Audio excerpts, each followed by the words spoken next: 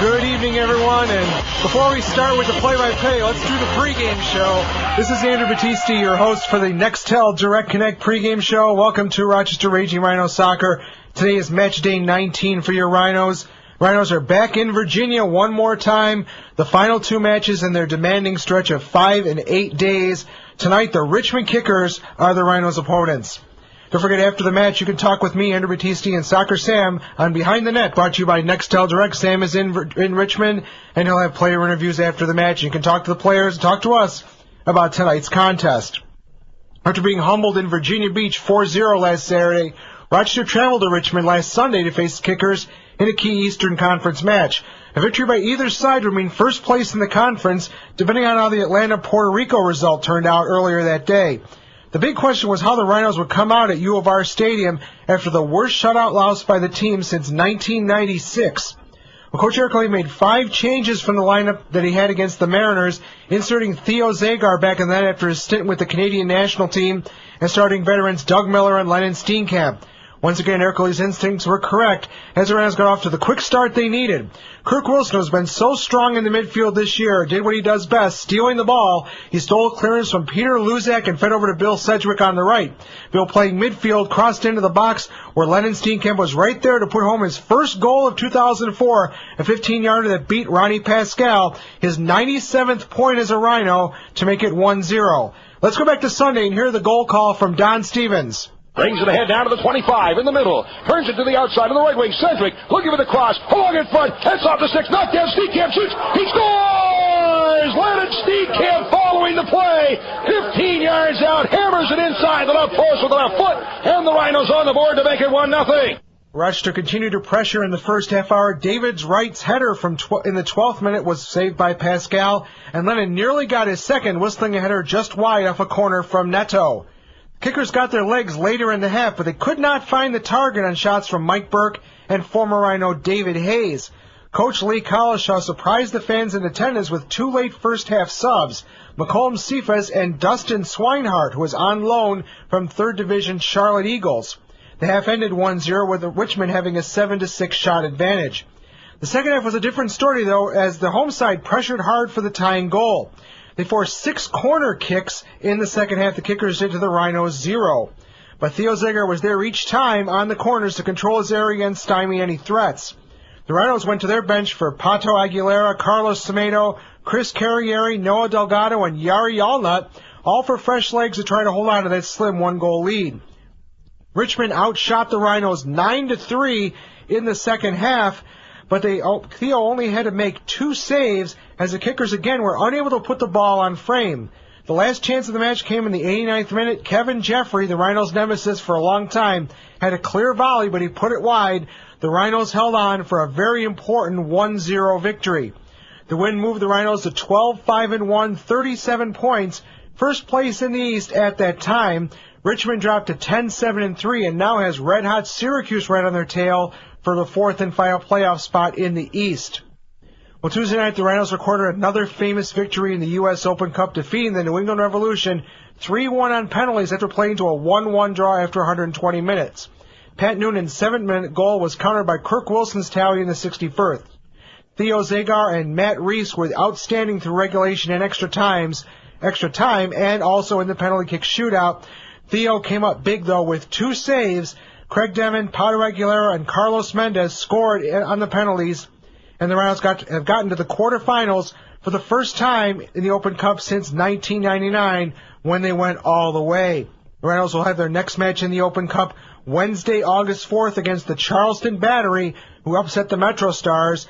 That'll be 7:35 kickoff. Season ticket holders use ticket number 18. For non-season ticket holders, tickets are now on sale for that match. The Rhinos will finish the road odyssey tomorrow night, looking for revenge against host Virginia Beach at 7:35. The Rhinos are back home again at Frontier Friday night, 1 week from tonight, against the Minnesota Thunder, one of the top teams in the West. Then the Rhinos will travel to Syracuse to take on the hot, salty Dogs on Sunday the 1st at the 6 o'clock start. Chris Carrieri still leads the Rhinos in scoring 5 goals and a league-high 7 assists for 17 points. That puts him 7th in the league overall, followed by Corey Woolfolk for the Rhinos, 7 goals, 1 assist, 15 points, tied for 10th in the A-League. Kirk Wilson has 8 points, and Doug Miller with 6. Theo Zagar, 0.54 goals against average. That puts him third in the A-League. When we come back on the Nextel Direct Connect pregame show, we'll go live to Richmond, Virginia, and talk to the world's biggest soccer fan, Soccer Sam, to get his thoughts on tonight's match. We'll give you information on what's been going on down in Richmond. This is the Rhinos Radio Network. Welcome back to the Nextel Direct Connect pregame show. Andrew Battisti here in Rhinos Radio Central. Communicate instantly with the walkie-talkie feature for up to hundreds of miles. No more voicemail and no more phone tag. Just instant contact to all the people that tune in. Raging Rhinos Soccer. Every Nextel phone comes with a built-in walkie-talkie feature giving you increased productivity at the push of a button, and even better, it works from coast to coast. Call 350-2000 for more details. Again, if you're just tuning in and expecting Rhinos Soccer play-by-play from Joe Giuliano and Soccer Sam, the game tonight starts at 8:05. It is being televised live on Fox Sports World. We invite you to turn down the sound on the television and turn up Joe and Sam and hear the action here on the Rhinos Radio Network. Speaking of Soccer Sam, let's go live to Richmond, Virginia now. And Soccer Sam is with us. Sam, what's going on down in Richmond?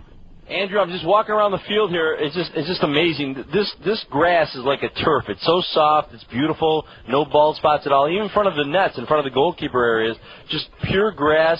Just an amazing field to play on.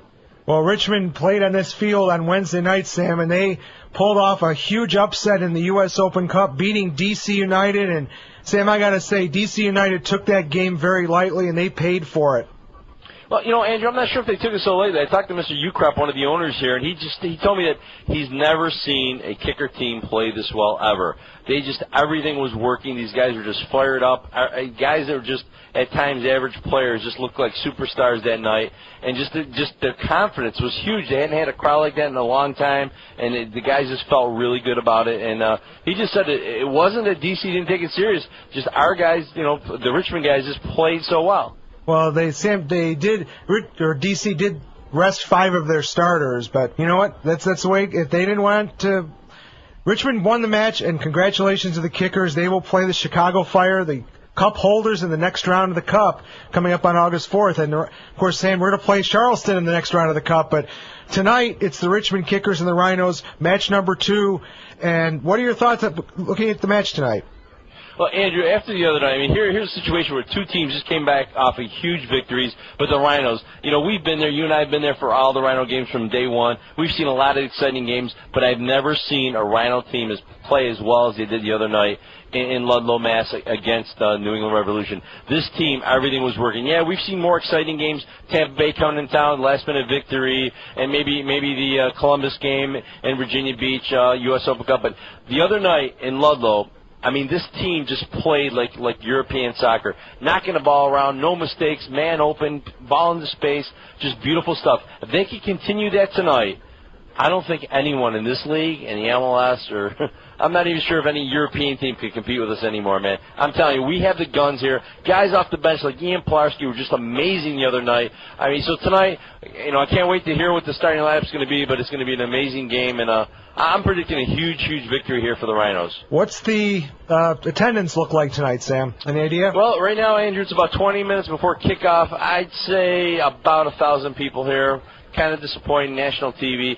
There's a lot of cameras everywhere. There's a lot of people walking around, but it's just not a lot of attendance here. But I just talked to a friend of mine who used to live in Rochester, and he's here, and he's like, you know, man, it's just so humid here. You're outside all day long. You're working. It's just that you don't want to go outside at night. It's just so hot. It is. It's just talking about humidity, man. It's just amazingly humid here. Right. Well, Sam, keep an eye to your northwest. I'm looking at the radar, and there's a line of very heavy thunderstorms bearing down on Richmond. I don't know if it might just die out as the evening goes on, but stay under cover if you can.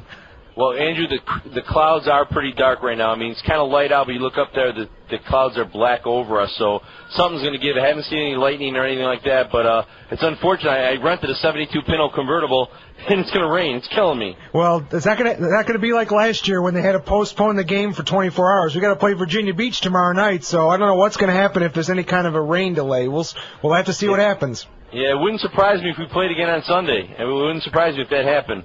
Okay, Sam. Well, hopefully we'll see what happens tonight. You and Joe will be doing the call tonight. Don Stevens, congratulations to Don. His child's getting married tonight, or tomorrow, I believe. So congratulations to Don. And Joe and Sam will be talking to you soon. Thank you. See you soon, Sam. Soccer Sam, live from Richmond, Virginia. The Richmond Kickers, tonight's Rhino opponents, are currently, again, 10-7-3, fourth in the East. They're tenuously holding on to that last playoff spot with Syracuse bearing down on them. Two players up top to look out for the Kickers tonight. They're youngsters Matt Delicott from Wales, a classic British striker, 6'3", tied for 8th in the A-League with 16 points. His complement is the quick and speedy McComb Cephas. He's from Liberia. He's tied for second. Actually, he's second on Richmond with 4 goals and 4 assists for 12 points. 1 point ahead of former Pittsburgh Riverhound Joey Worthen. And still as dangerous as ever, Kevin Jeffrey and veteran Rob Ukrop. In the midfield, former Rhino David Hayes has been playing very well of late. He's 4th on the team, 3 goals and 4 assists. Another youngster to watch out for in the midfield is Clyde Sims, who's also been playing exceptional soccer as of late. Ronnie Pascal's played every minute for the Kickers in goal this year. He's 5th in the A-League with a 0.99 goals against average. His back four is very experienced. In front of him, Chris Fox, Kevin Knight, Peter Luzak, and Tony Williams. As we were talking with Sam, the Kickers played a 4th-round U.S. Open Cup match on Wednesday against Freddie Adu, Dima Kovalenko, and D.C. United. 8,700 fans in Richmond were thrilled as McComb Cephas had a pair of goals in the 33rd and 64th minute to give the Kickers a 2-0 lead. United scored it with 8 minutes left. Freddie Adu took a corner and was put away by newcomer Nana Kufor, but the Kickers held on for a 2-1 win. They'll be in the quarters for the first time in the Open Cup since 2001. They won this tournament in 1995, and they'll host Chicago Fire, the Cup holders, on August 4th. This is the third and final meeting in the regular season between these two teams. Back on June 26th, the Rhinos won 1-0. Kirk Wilson with the game-winning goal and Theo recording the shutout. And just like the last time, the Rhinos again winning 1-0 on Sunday. Lennon Steenkamp with the game-winning goal and again another shutout for Theo Zagar. All-time, including the 2 ties and the 2 playoff games in 2002, the all-time record between the two teams is 8 wins, 3 losses, and 3 draws in favor of the Rhinos. Looking at the keys to tonight's match, both teams are coming off tremendous results in the U.S. Open Cup. Big victories against MLS teams. Whichever team can continue to ride that wave of momentum are going to have a leg up tonight. Fitness may actually be in favor of the Rhinos this evening. The Kickers are playing on 1 day less rest. They played on Wednesday in the Open Cup, the Rhinos on Tuesday. Kickers are under a lot of pressure from both Syracuse and Virginia Beach for that 4th playoff spot. They really need a victory tonight at home. The Rhinos may be able to take advantage of that on the counterattack, maybe nick a goal, and then play strong defense just like they did on Sunday. Richmond tends to play more conservative at home. They've only scored 10 goals in 9 matches and given up 9. And Theo Zagar is really on form right now, playing exceptionally well. It may be very difficult for the Kickers to score tonight. But the Rhinos' offense is still struggling. In the last 5 league matches, the Rhinos have scored just 2 goals. And with back-to-back matches coming up today and tomorrow against Virginia Beach, Coach Ercole is going to be on the spot. His substitution patterns, who he plays tonight, who he plays tomorrow, how long people play tonight, will be very important for the outcome of this match. When we return on the Nextel Direct Connect pregame show, we'll go over the action in the A-League, some surprises, and one team bites the dust. This is the Rhinos Radio Network. Welcome back to the Nextel Direct Connect pregame show. Andrew Battisti here in Rhinos Radio Central. We'll be going down to Richmond with Joe Giuliano and Soccer Sam doing the call of tonight's match between the Rhinos and the Richmond Kickers. Don't forget, it's the electronic version of the cheap seats. Join us in the Rhinos chat room on the official Rhinos website, www.rhinosoccer.com. Cheer your team during all away and home games this season. The chat room's absolutely free. Brought to you by Spinning Webs Internet and PC Services, the official web provider of the Rochester Raging Rhinos. Well, a Big Eastern Conference match on Sunday down in Puerto Rico as the host Islanders took on first place Atlanta. Amazingly, the final home match of the year for the expansion side. And a big crowd of over 6,000 exploded when Mauricio, the Brazilian, put the home side up in just the 6th minute. The Islanders defended well throughout and doubled the lead with 8 minutes left. Mauricio again scoring on a breakaway. Michael Ulshi stoned Gary Brooks twice in the last 5 minutes. Puerto Rico really helped out the Rhinos by handing Atlanta their first loss since May 22nd, 2-0. Toronto was the host for an all-Canadian battle between the Lynx and Calgary. The Mustangs got things going in just the 10th minute. Walter Ota putting home Mesut Mertz's corner, but second half saw Toronto equalize. Canadian U20 international Andres Arango scoring his first of the year. That set the match to extra time, and it took only 1 minute for the match to end. In the extra session, Lynx scoring machine Ali Gerba with his 10th of the year from Louis Bloy. The Lynx win a big match 2-1. Well, Portland was supposed to face the Edmonton Aviators on Tuesday. That match was awarded to the Timbers by forfeit. The Aviators officially folded their franchise earlier in the week. The USL has taken over the Edmonton franchise, and they will run it as Edmonton FC for the rest of the season.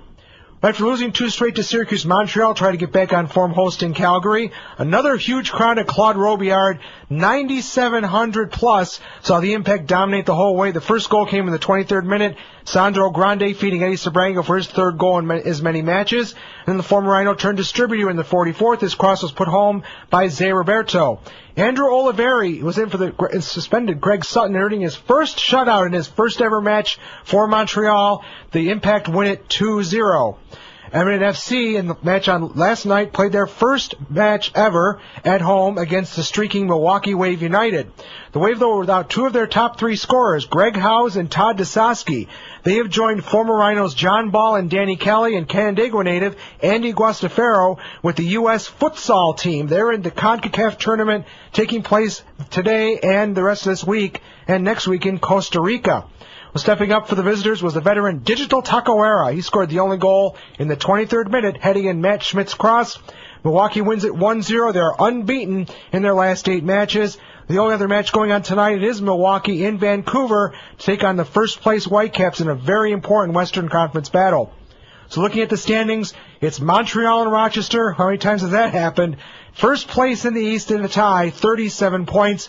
Atlanta's right there, though, with 35, and our opponents tonight, Richmond, with 33. A very important match this evening between the Rhinos and the Kickers. Syracuse is right there now with 27 points. They've won 4 in a row, followed by Virginia Beach, the Rhinos' opponents tomorrow, with 24 points. Toronto now has 19, Puerto Rico 18, and then Charleston still last in the Eastern Conference with just 13 points. Out west, Vancouver leads with 35, followed by Portland, 33 points with that forfeit victory on Tuesday. Minnesota Thunder, the Rhinos' next home opponent, has 30 points.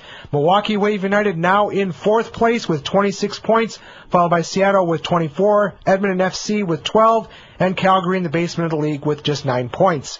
Looking at the goalies first, Joe Warren of Minnesota, who had a big night against the LA Galaxy in the Open Cup Tuesday, leading the Thunder to a victory 1-0. He leads the A-League with 0.40 goals against, followed by Greg Sutton of Montreal, Theo Zagar of the Rhinos, Alex Marks of Vancouver, and Ronnie Pascal, the man we'll have to beat tonight, in nets for Richmond.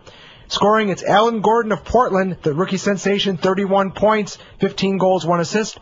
Dante Washington of Virginia Beach, second with 24. Tied for third with Ali Gerba of Toronto and Byron Alvarez of Portland with 22.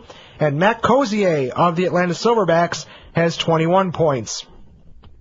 And that's it for the Nextel Direct Connect pregame show. When we come back, we'll go live to Richmond, Virginia with Joe Giuliano and Soccer Sam with the call of tonight's match, the Rhinos and the Richmond Kickers. This is Andrew Battisti. Be sure to join me after the match on Behind the Net with Soccer Sam. We'll take your calls then. And join me in the Rhino chat room right now at rhinosoccer.com. This is the Rhinos Radio Network. Good evening, soccer fans, and welcome to the University of Richmond Stadium in Richmond, Virginia. I'm Joe Giuliano, filling in for Don Stevens tonight. I'd like to pass along congratulations to Don Stevens and his son on the upcoming wedding this weekend. And they've got some big shoes to fill, but helping me out tonight will be Soccer Sam. He'll be joining us shortly. Tonight, again, it's the Rochester Raging Rhinos and the Richmond Kickers. They met here last Sunday. Rochester coming away with a 1-0 victory. The rebirth of Lennon Steenkamp. He scored the winning goal for the Rhinos, and then he led the Rhinos to a huge win on Tuesday night against the New England Revolution at Lusitano Stadium in Ludlow, Massachusetts. Speaking with the coach this evening, asking Coach Erickley, the team must be on a high after a huge U.S. Open Cup win against the Revolution. Well, certainly, obviously, it helps with the recovery, and even though the trip was a 10, 11-hour trip to get down here, there was some frustration, but I mean, in general, a lot less than there would have been had we not won. So I think, we've had a day and a half here to kind of recover. there's certainly some players that are feeling some fatigue, and their muscles are feeling some fatigue. But in general, we're in a good stage at this point compared to where we could have been. It was your third game in 4 days against the Revolution, and again, wonderful team performance. Surprised to see the team come out with that much emotion. It was your third game in 4 days. Were you surprised to see the team come out with that much energy and emotion? Well, I mean, the first game was disappointing to us, but then we kind of recovered in that second game and won 1-0 here in Richmond, and we knew going up there that certainly playing a higher level team that everybody would find that extra bit to put in a good performance, and it was evident in the game that we raised our level of play and pushed them to the limits. Tonight's game, the Kickers, you got a 1-0 win last week. What do you expect from tonight's match? I understand the Kickers weren't happy with their performance. Will they be fired up for tonight's game? Well, I'm sure, and they rested a few guys in their last game. Even though they played DC, it seemed like they kept a few fresh bodies for tonight. So we'll see what happens. I mean, I don't certainly know how they're going to go about putting up their lineup, but essentially they pretty much have gone through the same sort of stress that we have in regards to the amount of games that they've been playing. How do you approach tomorrow night's game back-to-back? It's been a long road trip for the team. Do you rest some players tonight, come out with maybe a different lineup tomorrow? Well, no. We've always taken an approach that we're going to win all the games, and we're going to do what we can to win them. And I think tonight we're going to put the best lineup out there that we can without risking, any serious injury to any player. That's the head coach of the Rochester Raging Rhinos, Pat Ercoli, getting ready for the start of the kickoff. Coming up next, it's the Rhinos and the Kickers. You're listening to the Raging Rhinos Radio Network. Welcome back to the University of Richmond Stadium in Richmond, Virginia. Joe Giuliano. Tonight, it's the Rhinos and the Kickers in A-League soccer action, joined by Soccer Sam Fantuzzo. And Sam, we do it again after a wonderful Tuesday night in Ludlow, Massachusetts. This is amazing. Eric called 15 people. They couldn't do it. I'm back with you, baby. I'm the backup. What can I tell you? Rochester wearing the white jerseys with the green trim. Richmond with the red jerseys and white trim. And Sammy, you're going to take a look at the Rochester Raging Rhinos starting lineups. Yeah, tonight's lineup brought to you by MGM Associates. MGM Associates, your source for all your insurance needs. In goal, Theo, I don't smoke, Zagar. What a performance Tuesday night. Defense, Craig Demon, Carlos Mendez, Billy Sedgwick, David Wright. No changes there, Joey. Midfield, some changes here. Ryan Trout's in, Noah Delgado, Kirk Wilson, and Lennon Steenkamp. Looks like probably Lennon and Kirk are going to play in the middle, Noah and Ryan on the outside. And up top, Chris Carrieri and the living legend of the Rhinos, my buddy, Mr. Doug Miller. And for the home team, Richmond Kickers in goal as usual, Ronnie Pascal. Defenders, Matt O'Toole, Peter Luzak, Tony Williams, and Kevin Knight. The four midfielders, Richie Williams, Clyde Sims, Tim Brown, and Joey Worthen. Up top, a candidate for Rookie of the Year, Macomb Cephas, and Kevin Jeffrey. So the Rhinos again wearing the white jersey. They'll be attacking the goal to our left. And the Kickers with the red jerseys with white trim in a huddle right now, attacking the goal to our right. And Sammy, Rochester comes off again a huge emotional win, but Richmond also a big U.S. Open Cup win. It's going to be a matter of which team, I guess, steps up quicker, because they're both going to be riding an emotional high. Richmond knows it. Rochester's like playing an MLS team. Every time we come in here, we kind of beat them, Joe. Last year I was here. During that thunderstorm. You know what happened that night? It was like a 24-hour game. Yeah. They needed something heavy to hold everything down. They made me stay in the press box overnight. Don made me watch his equipment overnight. It was awful. It was just awful. But I'm hoping that doesn't happen. Pretty bad out there, though. Dark clouds, Joe. They're calling for showers and the possibility of thunderstorms here in Richmond, Virginia. You can see the clouds are moving in over the stadium here, so we'll keep you updated as the match goes on. The Rhinos will kick off. It'll be Miller and Carrieri. Sammy likes this lineup up top, no doubt about that. I love that. I love to see three guys up top down the road. I love to see Corey Woolfolk in there, too. Three forwards coming at you. It forces a midfielder to stay back. You need two guys on Miller. You need two guys on Carrieri. So what's going to happen? Your midfield's going to be wide open. With guys like Steenkamp and Shakiris and all the guys we have, it can be amazing. But tonight, Joey, those two, the dynamic duo up top. And we'll see who's got more gas left in the tank. As waiting for, this is a TV broadcast also, so our advice tonight, folks, is watch the game on Fox Sports World, turn down the volume, and check out the audio here on the Rhinos Radio Network. Yeah, and every once in a while I'll wave at you. There is a delay here again. The producer on the field talking to the official. And the crowd, it looks like about maybe 2,000, but very boisterous right now. Yeah, their mascot, it looks like a woodchuck over there. He's throwing soccer balls. What is that thing anyway, do you know? What, a raccoon? I don't know. Anyway, he's throwing soccer balls, so the kids are getting into it, which is cool. It's fun. I like to see that.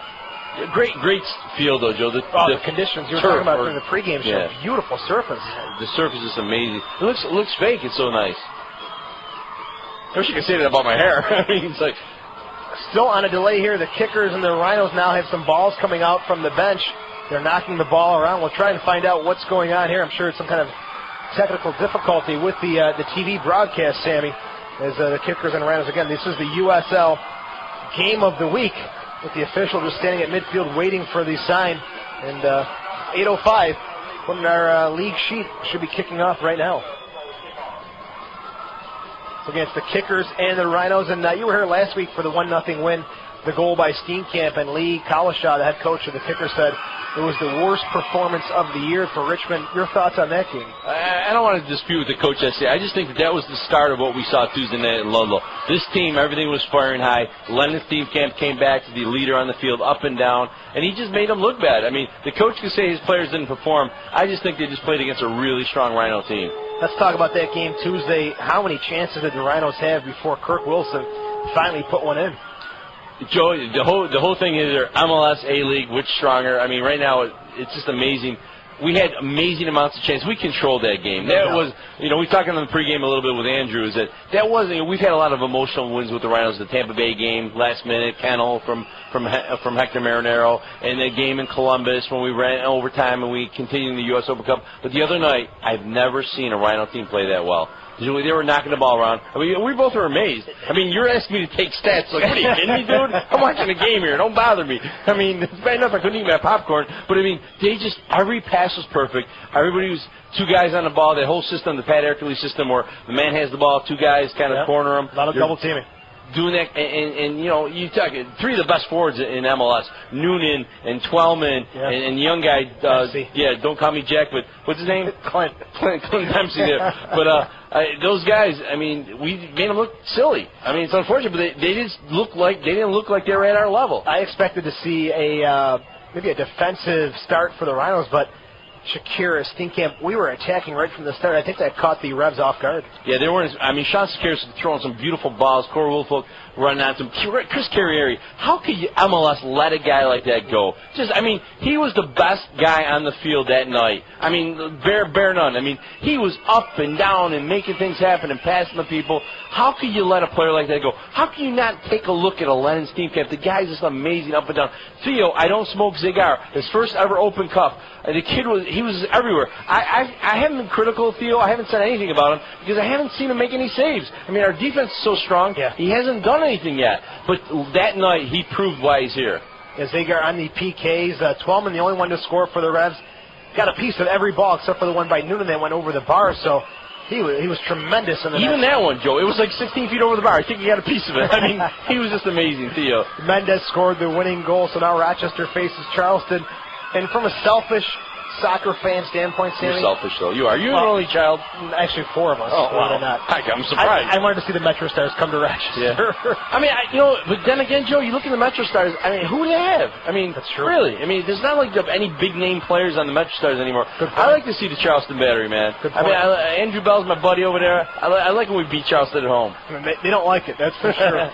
If you're tuning in late, we're about 4 minutes past regular scheduled kickoff time, so apparently there's a delay with the television broadcast through Fox Sports World. So Sam and I are just chatting about the wonderful world of soccer as the Rhinos and Kickers continue just to knock the ball around back and forth, keep loose here. It looks like we've got finally got clearance here to start as the balls are coming off the field. It'll be a kickoff for the Rhinos. The official steps into the center circle, hands the ball to Chris Carrieri as it's going to be Rochester, Miller, and Carrieri kicking off. And we're underway from Richmond. Kickoff goes to midfield to Kirk Wilson. He's playing central with Lennon Steenkamp to start for the Rhinos tonight. Wilson with some pressure there. Up to Mendez, the hero from Tuesday. Just knocks it down over midfield. No one there for the Rhinos. Steenkamp goes up in the air against Cephas, lets it run through to David Wright.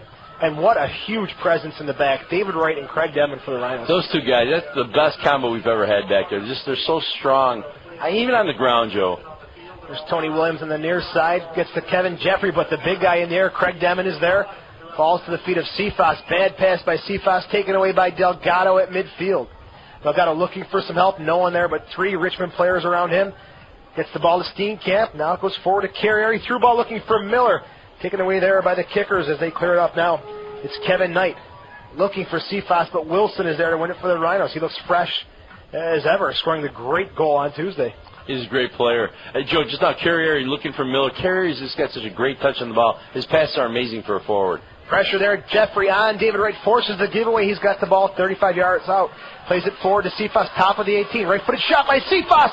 Zagar makes a diving save to his left, questioning his defense, saying, where is the marking there? As Kevin Jeffrey and Cephas, you can see the speed of the kickers coming right at the Rhinos' defense, Sammy. Joe, KJ, they call him here, didn't get to start the last game. He's kind of had a little knee problems nursing it. Came in late in the game, but he always gives Demon some headaches. KJ, Kevin Jeffrey's amazing. He's a fellow Trinidad and Tobago player, Kevin Jeffrey, with the corner kick here on the near side for the Richmond Kickers. Ball set into the box. Mendez clears it at the corner of the 6. It's won there by Tony Williams. Settles it. Crosses into the box for the Kickers. David Wright is there to win it in the air for Rochester. Ball falls top of the 18. Cephas turns with the right foot, but David Wright's there to block it. Kickers with the ball still. It's Clyde Sims. Plays it all the way back to Tim Brown. Now back to Sims on the near side. Delgado will pressure, but Sims with a left-footed cross into the box. Easily won there by Theo Zagar, who's coming off a nice little spell again.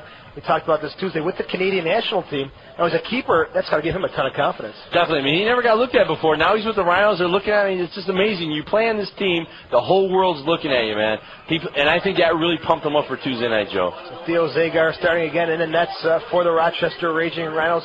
Throw in for the Rhinos deep in their own territory. Billy Sedgwick will take it for the Rhinos. Again, he got the red card against the Revolution. That's only for U.S. Open Cup play, though, so he's still eligible for A-League play. Throw in taken there by Richie Williams, former standout for D.C. United. Doesn't do a lot of glorious stuff, but I tell you, behind the scenes, does a lot of work. Just a worker, man. I mean, national team player, too, Joey. He played for our national team. That guy's amazing. Kickers on the far side. Jeffrey, top of the 18, goes with the right foot, sent just wide of the bar. It's a goal kick for the Rochester Rhinos, and Theo Zagar again, hands up in the air, saying, where is the marking on these guys? Theo's so emotional. I love that. He just gets in their face like, come on, guys, let's get with it here. He's not like one of those goalkeepers that, oh, it's okay, don't worry about it. It's like, no, you messed up. Get on your man. Don't let him shoot on me. Zagar slowing things down now. Takes a goal kick for the Rhinos. We're in the 4th minute. No score, Rochester and Richmond. Zagar with the line drive kick. It's over midfield. Delgado will get a flick on it. Goes off of Clyde Sims, so a throw-in for Rochester just past midfield. Billy Sedgwick trots over. Very humid night tonight, Sandy. It's going to have an effect on the players. You look at tomorrow's game, it's going to be interesting to see how Rochester recovers. This team's for real, though. Doug Miller said it today in the Democratic Continental newspaper. They're just so fit. Back-to-back doesn't mean anything to these guys. Cephas, 5'8", but very challenging, strong player there against Craig Demon. Cephas made Petke look foolish for the first goal on Wednesday against DC United, so not afraid to go against the big boys and use that speed. Ball on the far side, looking to free Tim Brown, but no one there besides Theo Zagar for the Rhinos. Now we're in the 5th minute, still no score. The Kickers and the Rhinos, and again, Richmond unhappy with that performance last week. 1-0 loss on Sunday to the Rhinos, so they're looking to score some points. And again, they're only 3 points behind the Rhinos in the standings. It's so close right now. Sedgwick pushing up, 35 yards out, swings it to the far side. Good ball to Trout. It's over Richie Williams. Trout is on the far side at the corner of the 18. Crosses it in the box, clear away there by Kevin Knight. Now it's Tim Brown with the ball. He's taken down by Wilson. No call. It's Trout on the far side. To Steenkamp, 35 yards out central for the Rhinos. Cuts to his left. Taken away there by Joey Worthen. Now it's Richie Williams for the Kickers. Cephas, speed against speed is Demon, the big guy, maybe surprising Malcolm Cephas, as Cephas got caught up in the heels of Craig Demon. So a free kick for Rochester coming out from their own 18. Sponsors of these Rhino broadcasts include Tire World, located at 2049 Empire Boulevard in Webster, the Harrow East Athletic Club on the web at harroweast.com. And Zweigel is providing sausage and meat products since 1880.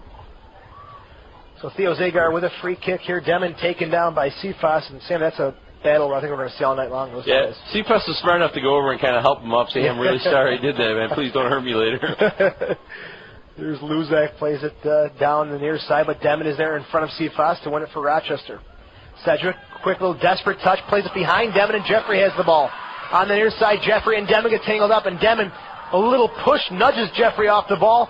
We continue to play. There's no call. Jeffrey unhappy that he got no call there. Coming back, Demon a little slow to release the ball. Finally does.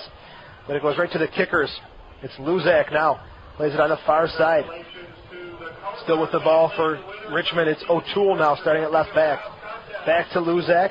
Now to Kevin Knight, the big central defender. He'll push up towards midfield. Chips the ball in forward, looking for Cephas. Actually beats David Wright in the air, but I think Wright got enough of the body on him to force him into a bad header. Yeah, he forced him into a bad header. David Wright is just so solid. He looks so great the other night in Ludlow, Mass. Here is the Rhinos. Delgado chips it forward. Doug Miller, quick one-touch on the far side, trying to spring Trout, but O'Toole reads the play, makes a saving slide tackle on the far side, throw-in for Rochester, and Trout's got some space to take that long lead-up for the throw-in. Trouty's amazing. The guy his arms are just so cut. He works out every day. It's so important, these long throw-ins today in soccer. Long throw in the box, looking for Steenkamp, but it's cleared out by Luzak. Ryan Trout definitely in the Soccer Sam school of weightlifting. Yeah. Why is that funny? No. Throw in for Mendez right in front of the Richmond kickers bench.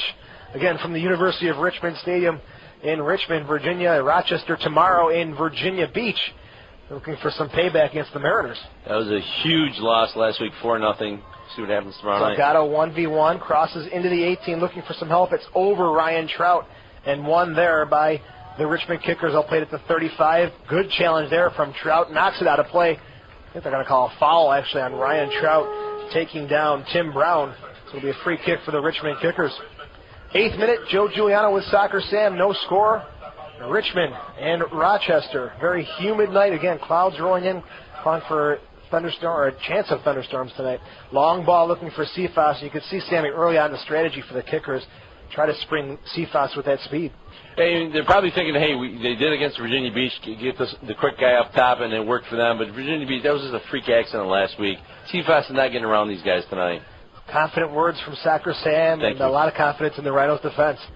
Here's Sedgwick now on the near side. Has it knocked by Sims, but falls right back to Sedgwick. A good splitting ball to Lennon Steenkamp. Going right at Knight. Knight knocks it away, though, to Sims on the near side. Sims will play it back. Cleared away there by Luzak. David Wright goes up in the air, offsides on Cephas. That's the right call. Cephas thought he got the call. He was going forward. And Wright is like, hey, where are you going? It's our kick. Wright and Demon pulled up, though. That's one way to beat a fast forward line. Good point. Play the trap. Communication at times, the speed's going to get you, but if you're smarter than the other guy, you've got something much more than he can deal with. Slide tackle there, no call there. And now he makes a late call as Trout was taken out on the far side by Luzak, so a free kick for Rochester. About 35 yards out to the left of Ronnie Pascal. Looks like Mendez will take it. He's been pretty accurate on the free kicks lately. He's just so smooth, Mendez. He plays like a European-style player, just real calm, cool. You saw that PK the other night. Just walked up like no big deal, no sweat, hit it in, no big deal. And what a better environment, Mendez, at the Portuguese neighborhood in Lusitano Stadium. There's people there, man. They're praising him. They're like cheering for him. I mean, even though they wanted New England to win because it was kind of like their hometown, they still love Mendez. All right, free kick for the Rhinos. Mendez chips it in the box. Steenkamp with the header, corner to the 6. Drops it back to the 12. No one there for the Rhinos. Cleared away by the Richmond kicker. So a throw-in for Rochester about 18 yards out on the near side. Billy Sedgwick trucks over to take the throw-in for Rochester. 10th minute, no score. Kickers and Rhinos. Crowd has quieted down since the start of the game here. Sedgwick now takes the throw-in. The corner to 6 to Steenkamp. He can't win it. It's cleared away there by the kickers, and Jeffrey is all the way back to the 18 to head it forward. Now Richie Williams with the right foot just clears it out of danger. And when I saw Richie Williams was coming back to the kickers, I thought that was going to be a great acquisition. But from talking to people here, hasn't done what they've expected him to do. Has not been that standout player.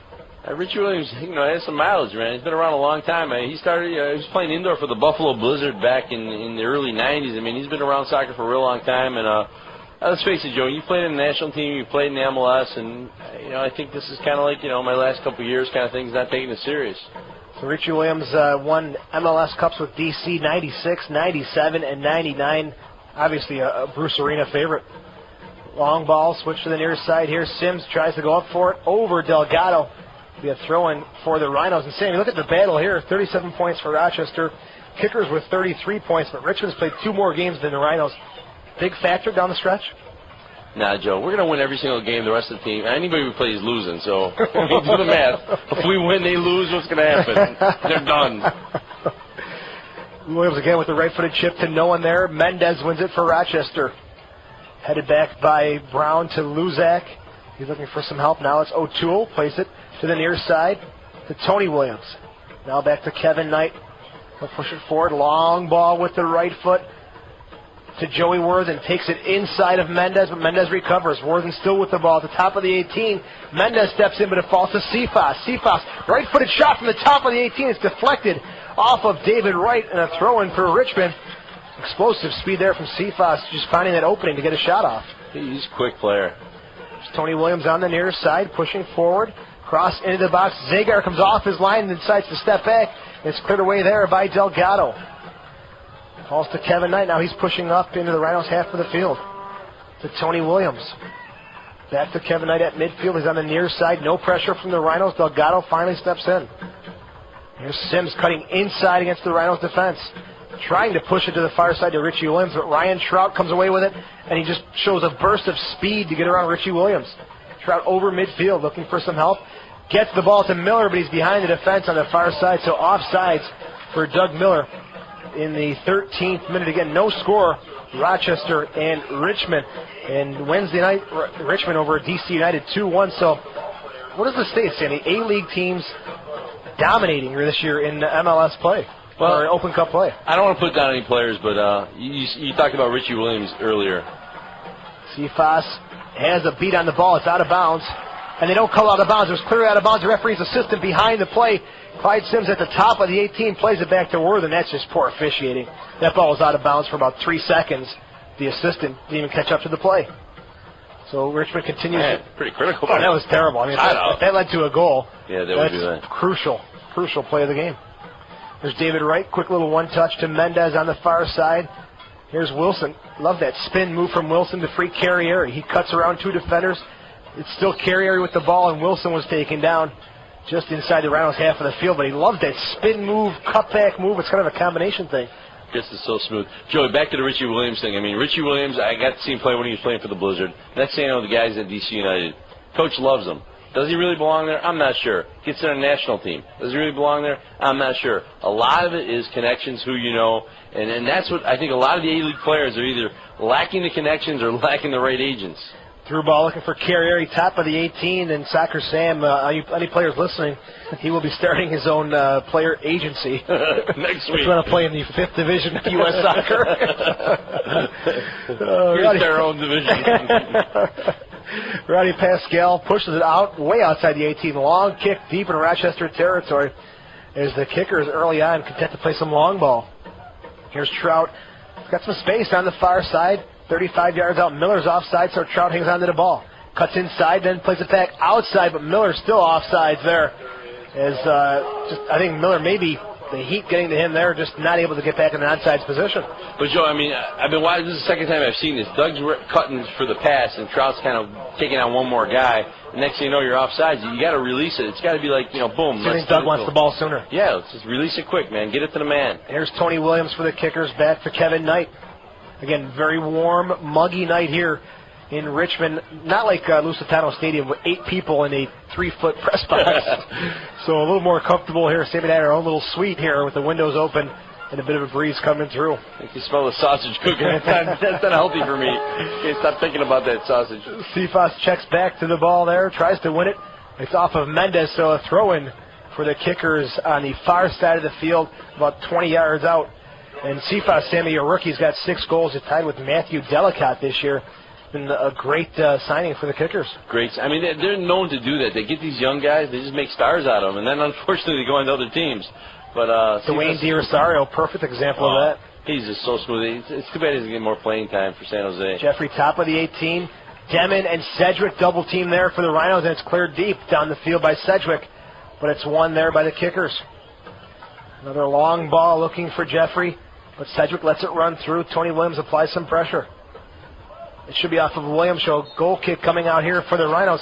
Other sponsors of these broadcasts include Dunkin' Donuts, located throughout the Rochester area.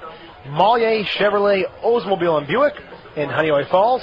Spinning Webs, the official website provider of the Rhinos, and Myers RV in Churchville, just off of I-490. Still scoreless here, 16th minute, the Rhinos and the Kickers. And I think, Sammy, the Heat really slowing the pace of the game here. The heat is bad, Joe, but you know what's great? I just saw a bunch of people just walk by, like 8 people that are on the bus with us to Ludlow, Mass. They're here. They drove up to see this game. Amazing Rhino fans.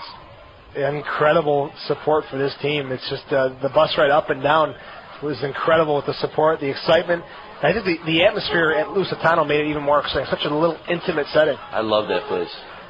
Sedgwick chasing the ball down here on the near side. Cephas stops his run for the first time tonight as Zagar comes off his line for Rochester. And looking behind the Rhinos' goal, I had a chance to tour the Richmond Kickers team coach. Sleeps 26 people. Unbelievable. Unbelievable vehicle. The chairs turn into like little beds, I heard, or something? Yeah. Wow. TVs, VCRs, satellites. It's an unbelievable setup. Kickers travel in style. I like it. I'll sell my house and get one of those babies. Honey, where are you going? Richmond. You travel around the A-League. We're going for breakfast. We're going to Charleston. Go see a game. Just don't go to Edmonton right now. Not the place to be for soccer. There's Cephas at midfield, chips it up in the air, tries to bring it down, gets around Demon, but David Wright is there to show some good cover for the Rhinos defense. Demon now pushes it on the near side to Billy Sedgwick. To Lennon Steenkamp. Steenkamp, again, who's shown a bit of a rebirth in the last 2 games, has been outstanding for the Rhinos. Right, big right foot downfield, tries to get over Tony Williams, but he gets up in the air to win it for the Kickers. Carrieri, as each game goes on, seems to track back more and more for the ball. Here's Steenkamp now for the Rhinos. Little toe poke forward to Doug Miller. Delgado knocks it forward to Wilson. Good possession here by the Rhinos, but Wilson gives it away. Luzak knocks it forward to Joey Worthen. Here's Jeffrey back to Worthen on the far side. Worthen with some pace now. Mendez and Wright chasing him there. Worthen near the corner flag, crosses into the box there. Sedgwick heads it away to the top of the 18. It's Clyde Sims. Tries a slide tackle there, but it's won by the Rhinos' Carrieri. Here's Delgado now pushing up at midfield on the near side. Stops, looking for some help. Back to Lennon Steenkamp. He's pressured there, but nice job by Steenkamp to get away from Brown. Plays it to Wilson. Driven, low ball. Good ball to Ryan Trout on the far side. Trout still with possession. Still with the ball. Finally lays it off to Mendez. You're right, Trout does hang on to the ball a bit. Yeah, he loves the dribble. Here's Steenkamp now, 35 yards out. Switches the ball here. Wide open Delgado, corner of the 18 on the near side. Delgado drives across the top of the 18. Carrier lets it run through. Wilson shoots! Diving save by Ronnie Pascal to his right. Good build-up by the Rhinos, and Wilson with the outside of the right foot.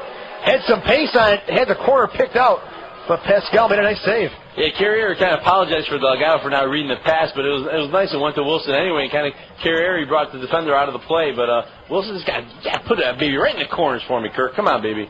Long ball by the Kickers looking for Cephas, corner of the 18. He's double teamed again there by Wright and Sedgwick taken down. No call, so we play on here. Kickers with the ball. It's Tim Brown. Loses it to Wilson. Pushes forward over midfield now. Wilson gaining some confidence. Carrier, nice little one touch to Miller. He's 1v1 versus Luzak on the far side. Miller cuts inside. He's taken down, and there's no call. Richie Williams comes away with the ball. So Rhinos applying some pressure, showing some signs of life here in the first half.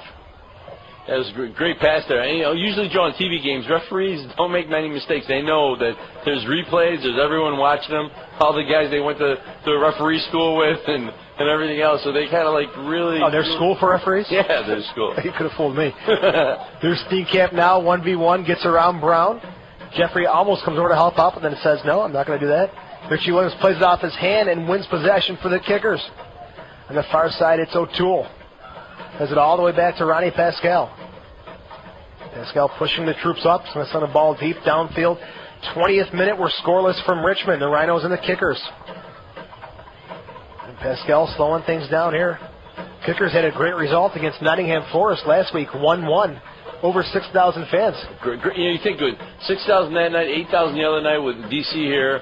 You think kind of fans would get the hang of it and say, hey, let's go to the game next week.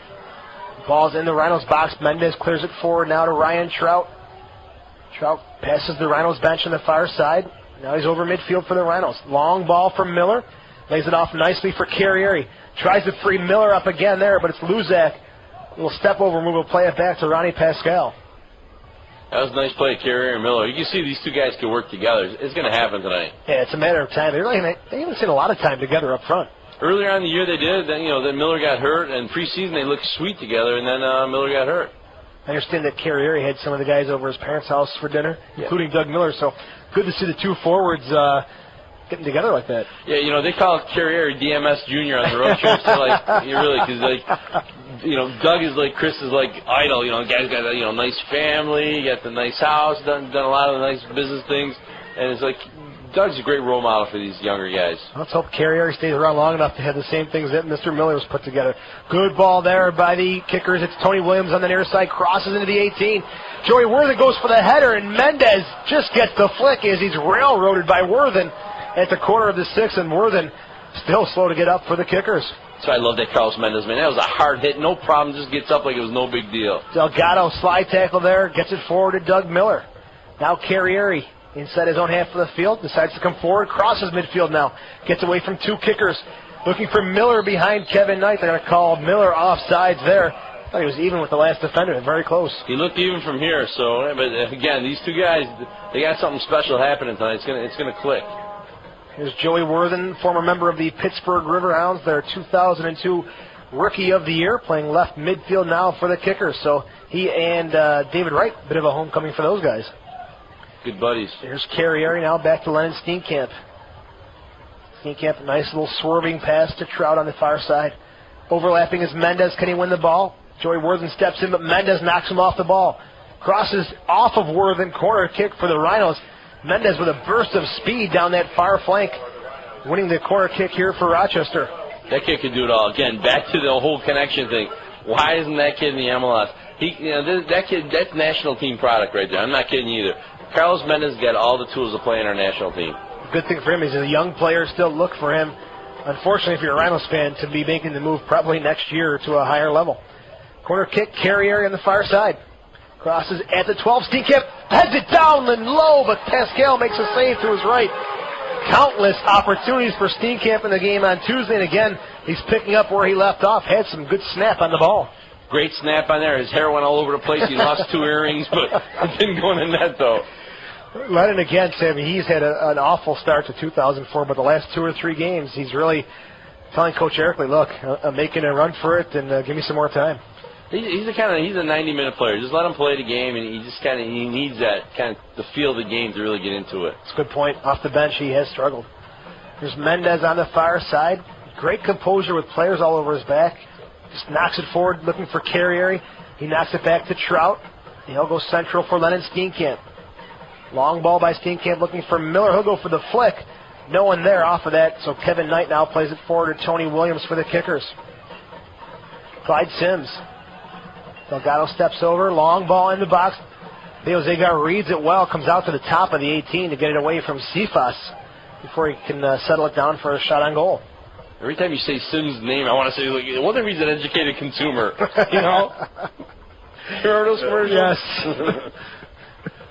Soccer Sam in Richmond at his finest. If you go and see the car he's got for this week, folks, you'll be impressed. I told him it's a 72 Pinot convertible, and it rains. No wonder they give me a deal on it.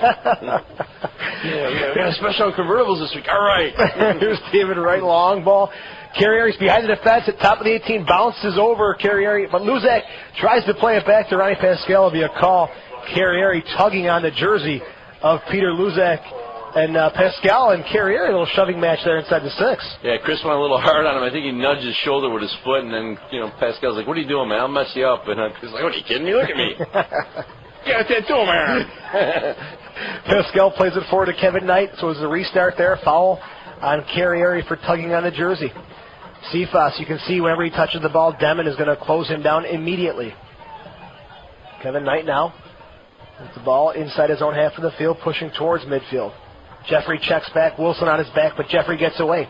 Cuts it inside to Cephas, tries to lay it off there for Sims, but Steenkamp and Wilson, the central midfield duo for the Rhinos, break it up. Here's Sedgwick now on the near side.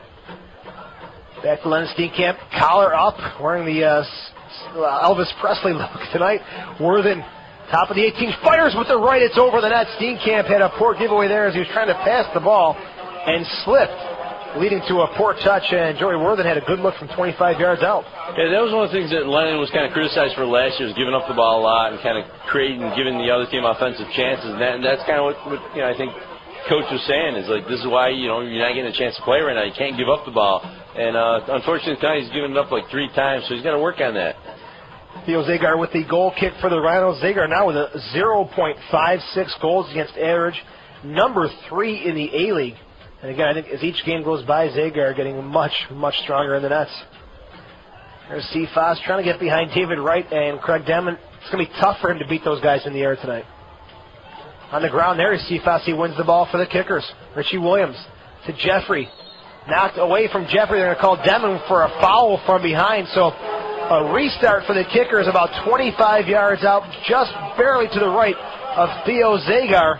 Direct kick here. We'll see what the Kickers come up with. Jeffrey over the ball right now. Joey Worthen stepping over.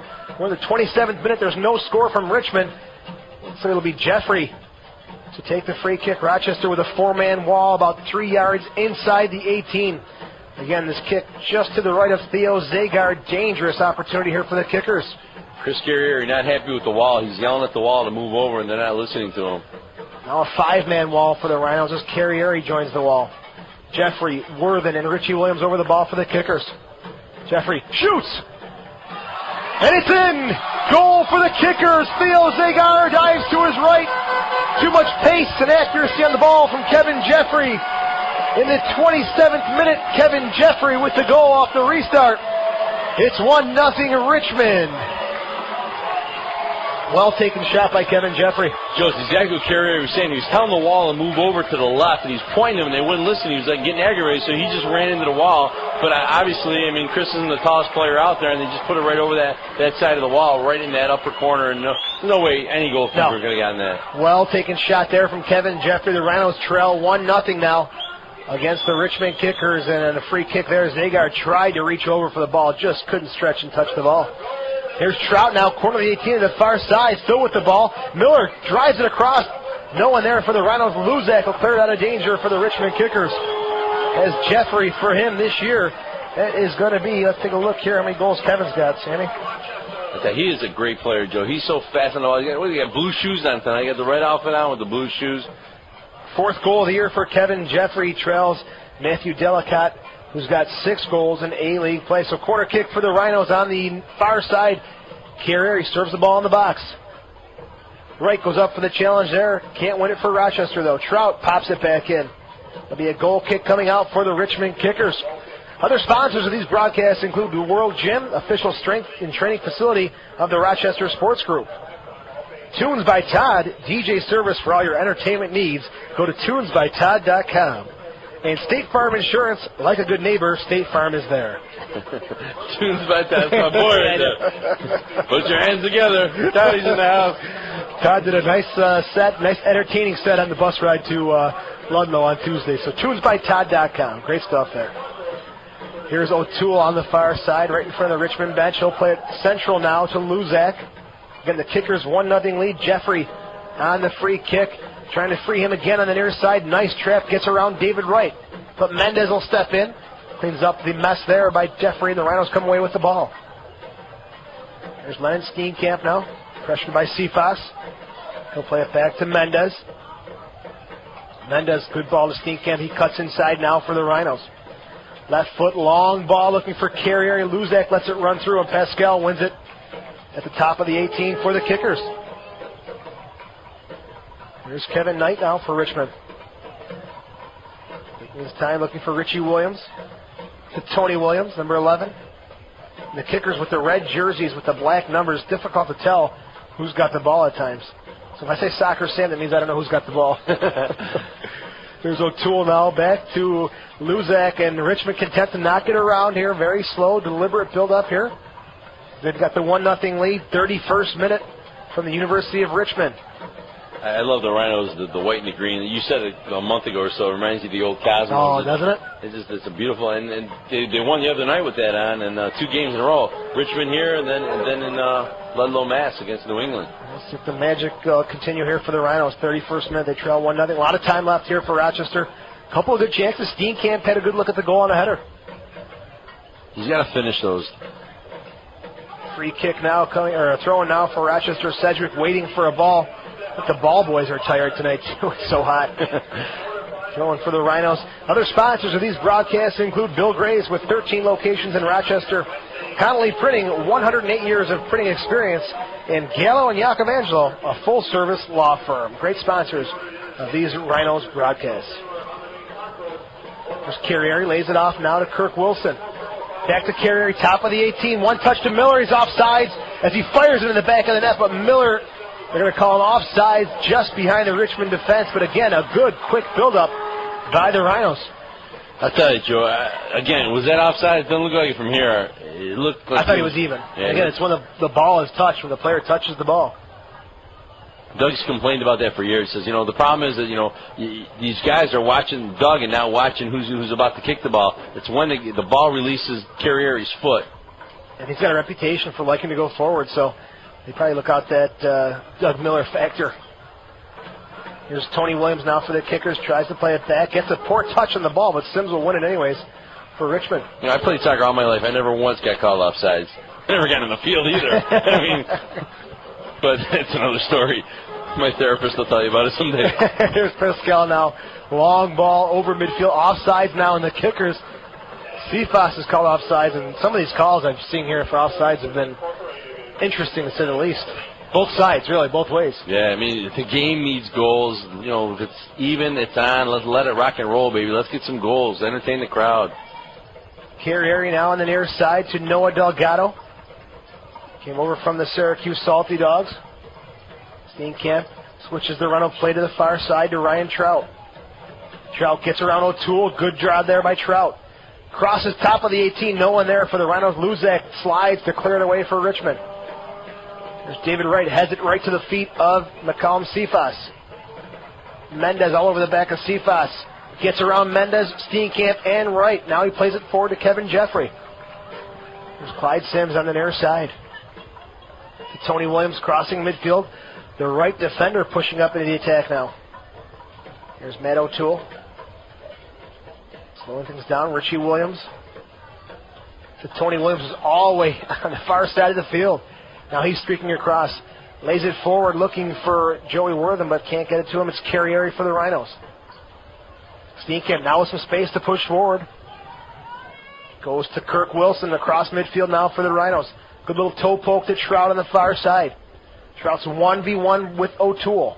Good step over move by Trout. Crosses to the top of the 18.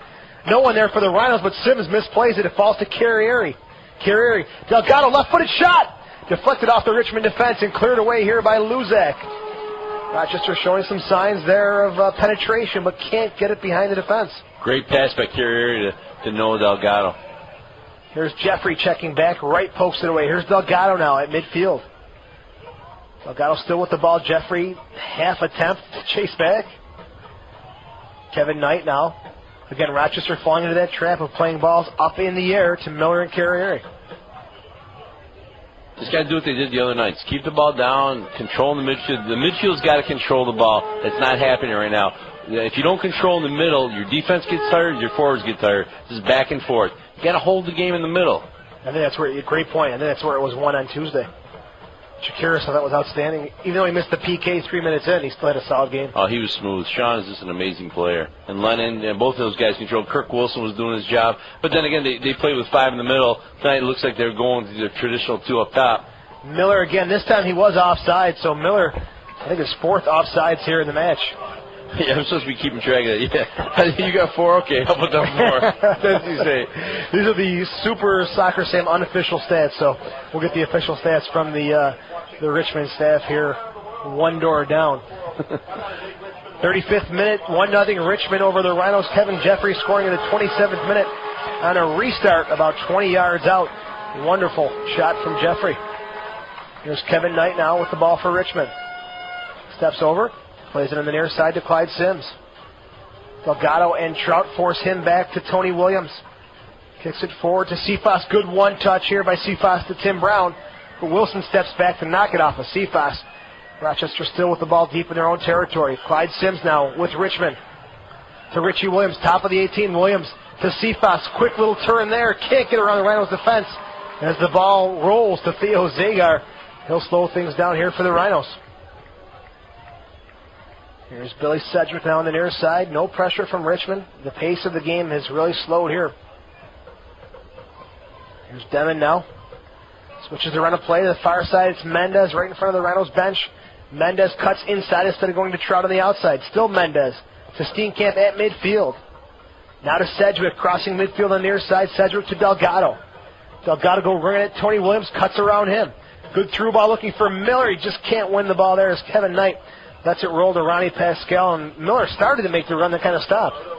Yeah, I think he thought he was just going to keep on going down. Delgado kind of dribbles with his head down, and sometimes it's confusing to know where you're going to go with it. But that's been our problem, Joe, all year long. And you can see by the goals we've scored is that our midfielders aren't hitting our forwards in the right spot. Cephas plays it to Richie Williams, the team captain for the Kickers. O'Toole on the far side. Worthen, a nice little 1-2 by the Kickers, but Wilson reads it so well and wins the ball for the Rochester Rhinos. He'll get a restart about 25 yards out, and a quick restart by David Wright. Can Delgado keep it in bounds on the near side? No. Tries to step over and takes a tumble on the pavement here at the University of Richmond. So a throw-in for the Kickers. It's Clyde Sims now to Tim Brown. Now it's Malcolm Cephas with Steenkamp applying some pressure. Some good split there, but Clyde Sims not reading the play there. Malcolm Cephas again scored 2 goals against the DC United on Wednesday night. So he is going to be, I'm sure, looked at very hard by some upper-level clubs. He's the kind of player where if you give him any room, he can score on you. Tonight, they're just not giving any space. Trout tries the 1-2 with Carrieri. Just too much pace on the ball as Carrieri, no way he's going to win the ball there for the Rhinos. Pascal again slowing things down here for the Kickers inside the 18 with the ball at his feet. And Pascal, that 2002 A-League playoff game, scored the winning PK against Onstad. Yeah, that still rings so true in my mind. Oh, man, that was sick.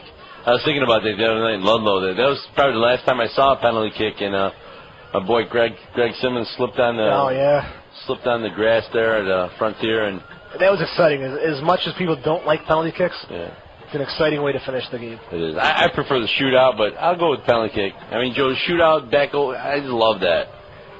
Shootout could come back. Who knows, folks? Hockey's going to do it. Maybe soccer will look at it also.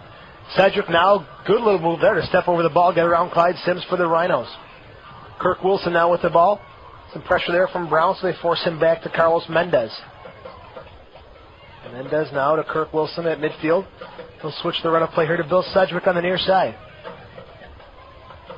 Again, no pressure. Cephas slowly coming over finally to pressure Sedgwick. He's forced back to Craig Demon. Now David Wright with the ball. On the ground here to Doug Miller, who's checked back to midfield. Sedgwick overlapping on the near side. He'll go back to Lennon Steenkamp. Steenkamp, another giveaway there to Jeffrey. He'll play it back to Richie Williams. No counterattack from the Kickers. Worthen still with the ball at midfield. Plays it back now to Matt O'Toole. O'Toole starting over Chris Fox, who missed the DC United game due to family concerns. He's been a rock for this team, hasn't he? He's been here forever, man. Chris and I, friends back in the old Buffalo Blizzard days. One of the first guys drafted by MLS and just never got his chance to shine in the MLS and decided to stay here. And he's been a great defender, so I hope everything's okay with his family. I wish him the best. Chris Fox out of Wednesday's game and tonight's game due to family concerns. So Matt O'Toole gets the start in his place. He's playing left back, and he's got his hands full with Miller and Trout on that side, but so far done a good job. Luzak left foot bomb towards midfield. David Wright steps right in front of Kevin Jeffrey to win it to Ryan Trout. Still Trout with the ball at midfield. Plays it here to Billy Sedgwick on the near side. Sedgwick going right at Clyde Sims. Forward to Delgado. Delgado with Williams all over his back. He's forced to play it back to Billy Sedgwick. Now Carrieri Ball bounces up. Handball there on the kickers, Richie Williams. So free kick for Rochester, about 35 yards out to the right of Ronnie Pascal.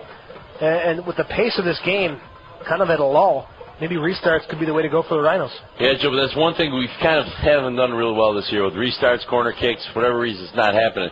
I don't think we've seen a goal yet off of a corner kick or a restart. And we're seeing Demon and David Wright push up. Here's the cross from Carrieri in the box. Pascal comes out to the 12 and wins the ball. Steenkamp wanted the ball to the far post, but Carrieri goes near instead. Mendez now with Kevin Jeffrey on the long boot. Jeffrey settles it down on the near side for the kickers. Plays it to the top of the 18 to Richie Williams. Williams spins around, looking for some space here, finds it on the far side to Matt O'Toole. O'Toole slowly playing the ball here to Tim Brown at midfield. Now Kevin Knight plays it. Richmond content just to knock it around, look for an opening. They've got the lead here, trying to loosen up this Rhinos defense. Brown, good one touch of Tony Williams, corner to 18 on the near side. Right foot across, Jeffrey with the header! Zagar diving save! And the ball still trickles into the net! Zagar made a great diving save, pushed the ball straight up in the air, and it took a backwards dive into the net. It's 2-0 Richmond, as Jeffrey had some pace on the header there. Zagar did a great job to make the initial save. No Rhino defender there to clear it off the line. It's 2-0 Richmond. Jeffrey in the 42nd minute for the Richmond kickers. Joe, Theo made an amazing save. I thought it was going over the top bar, and instead it kind of just rolled around the far post and just kind of rolled in. I'm not sure if anybody even touched it. Did Cephas get to it? It didn't look like he did. Well, Kevin Jeffrey gets credit for the goal. Zagar made a great reaction save, Sammy. Just unfortunate, no one there to clean up the mess. And like you said, the spin that it took after he touched it with his hands, kind of a backspinning. Yeah, backspin right into the net. So unfortunate for Theo Zagar, made the initial save, but luckily, I guess, for Richmond, it still trickles into the back of the net. So it's 2-0 Richmond over the Rochester Rhinos. 43rd minute here from University of Richmond Stadium. Here's Jeffrey now. He's got 2 goals tonight. Pushes it forward. Cephas is offside. They let him go through. 1v1 to Zagar. Cephas shoots! He scores! Cephas neatly chips it over Theo Zagar from clearly an offside position as Cephas gets the goal here in the 43rd minute. It's 3-0 Richmond. Cephas making no mistake on that one, Sammy. I tell you, Joe, he was so offsides on that, but hey, you know, I'm not sure. I think even Cephas looked over to see if the linesman had the flag up. He was like, what, are you kidding me? But he went in. What can Theo do one-on-one that close? They can't do anything there. But, Joe, back to the whole midfield thing. The difference right now in tonight's game, yeah, a bad call right there, but the midfielders are feeding the forwards with the proper balls. That Jeffrey's header, that was right there. Boom, put it in the net. That hasn't happened. Our midfielders, Trout's doing a lot of work, Delgado's doing a lot of work, but they're not giving Miller or Carrier any balls that you could do anything with. That last goal there by Cephas, his 5th goal in A-League play, 7th goal overall for the Richmond kickers, and caught the Rhinos defense a bit flat there, and with his speed, you can see he made him pay the price. So Jeffrey's got 2 goals tonight, Cephas with 1. Jeffrey's got 5 goals now in the A-League season. This is when it gets scary. I mean, it's like, do you just stay back and just try to say, hey, it's 3-0, let's let it rock, or do you just move the guys up and... Little tangle there at midfield, Steenkamp and Richie Williams. Williams not letting go of the jersey of Lennon Steenkamp, and Richie Williams got a yellow card here as he and Lennon Steenkamp kind of get a little tussle going at midfield. So yellow card to Richie Williams here, and Steenkamp will get a talking to from the official. No card for Lennon Steenkamp, so yellow card for Richie Williams in the 44th minute. 3-0 Richmond over the Rhinos. Goals by Jeffrey in the 27th, 42nd, and Cephas in the 43rd. And Sam, you were making a point. Do you sit back and just play defense or try to make something happen here? I say you put in the 3 forwards and just, work the trap. Cephas, long ball looking for Jeffrey. And you can see he's got some bounce in his step, a lot of confidence now. Cephas trying to switch the ball on the far side to Kevin Jeffrey. There's Carrieri all the way back in his half of the field. And you can see the forwards are checking back so much because they're not receiving the service, like you said, from the midfielders. There's Miller Now to Demon, lets it roll through to David Wright. Rochester getting bombarded here in the first half, 3-0. Wright, long ball, trying to get behind the Richmond defense. Not going to happen. Look at the Richmond defense. 5 players lined up, 1 Rhino forward, 1v5, difficult odds. Yeah, especially down three goals. You gotta push up. Midfield's got to just rock and roll and move up with the game. Demon with the header there. Falls right to Clyde Sims. He heads it forward to Carrieri now for the Rhinos. Takes it away. He's 1v3. Carrieri still coming with the ball, top of the 18. Luzak knocks it away, but Trout is there on the far side to win it for the Rhinos. Trout crosses with the left foot looking for Miller. Right-footed volley! Right to the arms of Ronnie Pascal. Great athletic move by Doug Miller. Just couldn't make full contact on the ball. Great stuff by Trout, too. Back to that whole thing about age just being a number. That was just a sweet hit by Miller. Just couldn't get the toe on it, baby. Put the toe on it. It's in the upper corner. We're now in stoppage time. Have not seen any indication as what we'll have for stoppage time. So 3-0 stoppage time of the first half. Richmond over the Rochester Rhinos. There's Luzak now with the ball. Plays it to Kevin Knight. Back to Luzak. Richmond now really going to milk the clock and slow things down. O'Toole on the far side for the Kickers. No urgency here. You're up 3-0. Rochester, will they press or sit back and be content with a 3-0 defeat? We'll see what happens. Richie Williams to Joey Worthen. No one there for the Kickers, so Wilson takes it away for the Rhinos. Pushes it forward to midfield. Now it's Chris Carrieri. Pushes it forward looking for Steenkamp, but again, 4 red shirts all around Steenkamp. Nowhere to go for the Rhinos. Foul called there on Kirk Wilson, so a free kick here for the Richmond Kickers. Wilson again with another foul. He's all over Tim Brown. I think a bit of frustration starting to settle in here for Kirk Wilson. Yeah, man, it's just, when you're down 3-0 and you guys aren't working hard around you, it gets frustrating. Again, in stoppage time, have not seen the sign from the 4th official, so we'll see how long this thing goes here. 3-0 Kickers over the Rhinos. Matt O'Toole on the far side, plays it on the ground to Joey Worthen. Quick one-touch inside, and that's going to do it for the first 45 minutes as the official blows the whistle. So we played 45 from the University of Richmond Stadium. The Kickers 3, the Rhinos nothing. This is the Raging Rhinos Radio Network.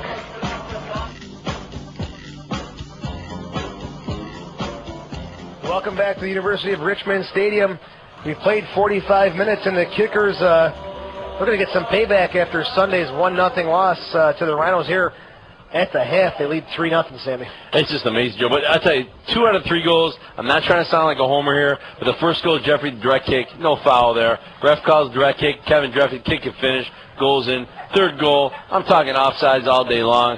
If anybody's watching it on TV and listening to us, it's an offsides all day long. So really, the second goal was probably the only legitimate goal, and even then, Theo, I don't smoke cigar. What a weird bounce there. I mean, a great initial save to even get to the ball. It was a great header by Jeffrey, and then you'd hope a defender would come in to try and clear it out of danger, but I think the crazy spin that it took gave Rochester a little surprise. Joe, the problem here, too, you think about it, this is a huge field compared to the other night in Lusitano, a lot bigger than Frontier Field. I think the Rhino guys are struggling. The problem is that Carrier and Miller are up top. The midfield isn't following them. They're just not following the play. And then you go to the other end, and you got Demon and Wright doing their thing, and the midfield's not right behind them. Right, it's just the midfield's got to hang on to the ball, and those passes got to be accurate to your forwards. I say you throw in a 3rd forward in there, mess things up a little bit. So go 3 forwards, don't sit back and be content with 3-0 scoreline? Hey, you lose 3-0, you lose 4-0, what's the difference? You lost. But at least, you never know. You come back, you get 2 goals, it's a new game. All right, that's Soccer Sam. I am Joe Giuliano. We played 45 minutes. At the half, it's the Kickers 3, the Rhinos nothing. We'll come back with more halftime festivities. You're listening to the Raging Rhinos Radio Network. Welcome back to the University of Richmond Stadium. Joe Giuliano with Soccer Sam. We've played 45 minutes, and the Kickers are taking it to the Rhinos. It's 3-0 right now. Richmond over Rochester, and it's now time for the Marina Dodge first half statistics. And looking at shots, Rochester credited with 4 shots in the first half. Richmond credited with 5 shots. Saves for Rochester, Theo Zagar given 1 save. For Richmond, Ronnie Pascal making 4 saves, and fouls in the first half. 4 for Rochester, 4 for Richmond. Offsides, this has been the big question mark of the game tonight.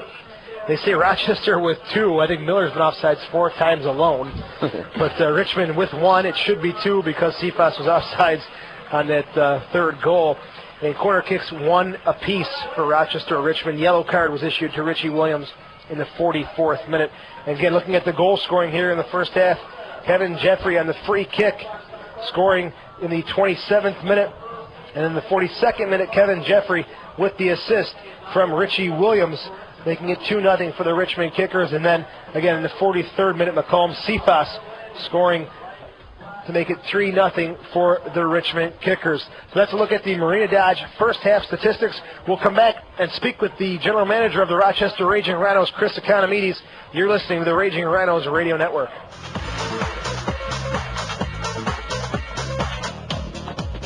Welcome back to the University of Richmond Stadium in Richmond, Virginia. Joe Giuliano joined by the Vice President and General Manager of the Rochester Raging Rhinos, Chris Economides. Chris, welcome to the broadcast booth. How you doing? How am I doing? Well, I mean, not the half you wanted to see here, obviously, in Richmond. No, I mean it's been a long trip. Home never sounded so good. So let's finish up tonight, and then hopefully we can turn things around tomorrow night at Virginia Beach and finish this 8-game, 17-day affair 4-4, which would be great. Still 45 minutes left to play. You never know what could happen. Soccer Sam is very positive about the second 45, but let's talk some positive stuff that's already happened. Tuesday night at Lusitano Stadium has to be one of the most exciting wins for the Rhinos franchise. Yeah, I mean, it brought back a lot of fond memories of the old Open Cup glory, the Open Cup run days. But yeah, I mean, the guys just played a phenomenal game on Tuesday. They really sucked it up, having 3 games in 4 nights, playing a team of that caliber. They went up there, and I thought that we outplayed New England. Played very, very well. It was a deserved result. Again, it was just a tremendous effort, by the team.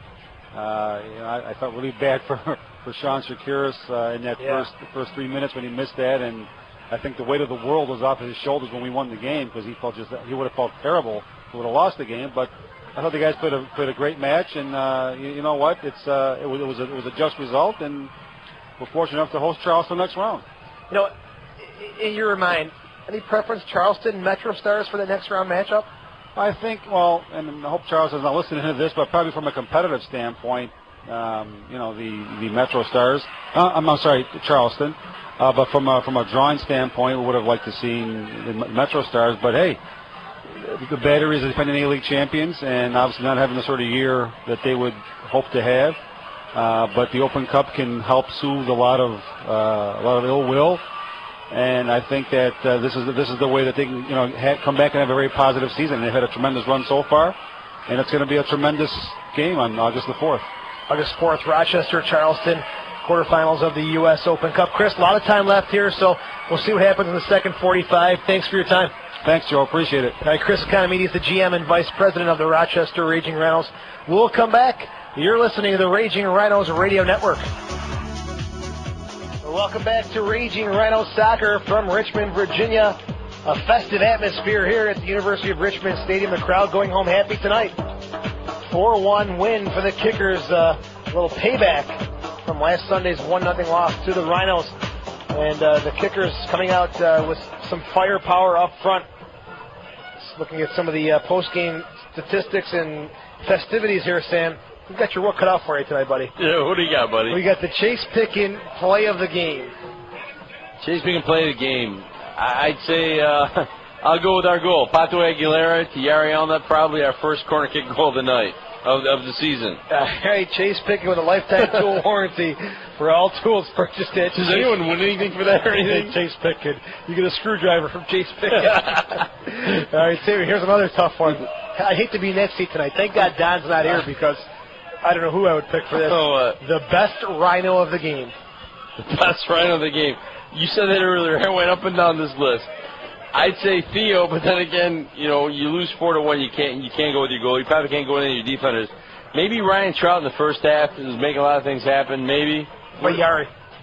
Let's give it to Yari. You got the goal.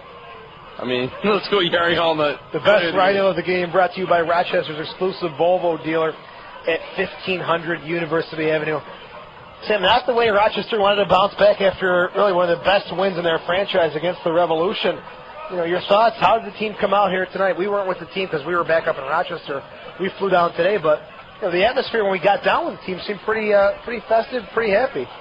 You know, Joe, I'm not going to second guess anybody, but in my opinion, you had that huge win in New England. You get the guys home, you let them rest, you let them fly out, you know, a couple days before the game, and going in a bus from New England to here, to stay here, Wednesday all day, Thursday all day, today. I mean, that's just, you know, that I don't know if that's healthy for these guys. I mean, so you think fatigue may have set in here tonight? Not only fatigue, but fatigue being on a bus, driving from New England to here, fatigue staying in a hotel room without your family there, without your friends there, without your routine. I think, you know, that has something to do with it. It has a lot to do with it. But the bottom line, though, tonight, I'll say this over and over again, we have to figure out a way for our midfielders to feed our forwards. If that doesn't happen, we're in trouble. Even the other night, I mean, let's face it, it wasn't like, you know, we had 3 goals. One goal, Kirk Wilson's goal. Luckily, we went into PKs. But speaking of that, you were right. That was a known goal. We saw it on a reverse replay. Really? It was a Craig Demon own goal on that goal. So you're right. I don't even know I see. But yeah, really. I mean, we need goals, and you're not going to get goals unless the midfield works with the forwards. That's not happening. I don't know how to answer that right now. Coach Eric Lee made 5 substitutions. Tomorrow night we're in Virginia Beach, so we have to go right at it again. That's a team that really gave us a shellacking last week, 4-0. Is there anything left in the tank? You know, it's tough because if you look at our defenders, they're going to have to watch Dante Washington. I mean, we got some problems there. Well, you know, they're tired. I mean, Wright looked exhausted. Wright's exhausted. Demon's exhausted. Mendez is exhausted. Billy Cedric, the guy's just like killing himself there. He's dead. I mean, the only fresh guy that we'll have for tomorrow night that didn't get much playing time or any playing time tonight is Sean Sekiris, but he's more of your controlling midfielder. And Tomato, maybe he only played half a game in defense, but tomorrow night's gonna be crazy. What would you do if you're the coach now?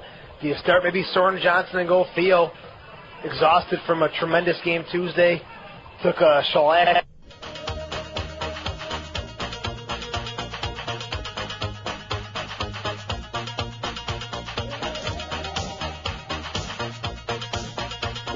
Try to pressure them and see what happens. All right, Sammy, stick around. We'll do the official scoring recap when we come back. Again, the final score from the University of Richmond, the Kickers 4, the Rhinos 1. You're listening to the Raging Rhinos Radio Network. Welcome back to Raging Rhino Soccer. Joe Giuliano with Soccer Sam. Final again tonight, the Kickers 4, the Rhinos 1. And festivities started early here for the Richmond Kickers. 27th minute, Kevin Jeffrey getting one in the back of the net off a free kick for the Richmond Kickers to make it 1-0 again. This is the 27th minute. Kevin Jeffrey on a beautiful free kick to give the Kickers a 1-0 lead. Chris Carrier not happy with the wall. He's yelling at the wall to move over, and they're not listening to him. Now a 5-man wall for the Rhinos as Carrier joins the wall. Jeffrey, Worthen, and Richie Williams over the ball for the Kickers. Jeffrey shoots! And it's in! Goal for the Kickers. Theo Zagar dives to his right. Too much pace and accuracy on the ball from Kevin Jeffrey. In the 27th minute, Kevin Jeffrey with the goal off the restart. It's 1-0 Richmond. Kevin Jeffrey, wonderful free kick to make it 1-0. Yeah, he just went right over the wall. And like I said earlier, Carrier, he knew that there was an opening there, but nobody was listening. 42nd minute, again, Kevin Jeffrey scoring for the Richmond Kickers. He's now got 5 goals in the A-League, this time with the assist to Richie Williams. So 42nd minute, Kevin Jeffrey from Richie Williams to make it 2-0 Richmond. Brown, good one touch of Tony Williams, corner to 18 on the near side. Right foot across, Jeffrey with the header! Zagar diving save! And the ball still trickles into the net! Zagar made a great diving save, pushed the ball straight up in the air, and it took a backwards dive into the net. It's 2-0 Richmond. So 2-0 there, Jeffrey, powerful header. Theo, great save. Crazy backspin, though. Yeah, just a freaky thing. Double fist and just rolled right back in the net. 43rd minute, Richmond again. Sammy and I thought this one could have been offsides. Actually was offsides. Cephas clearly behind the Rhinos' defense. but the referee's assistant all night long behind the play doesn't make the call. So Cephas with the goal in the 43rd minute with the assist to Kevin Jeffrey. So he's had a feast tonight for the Richmond Kickers.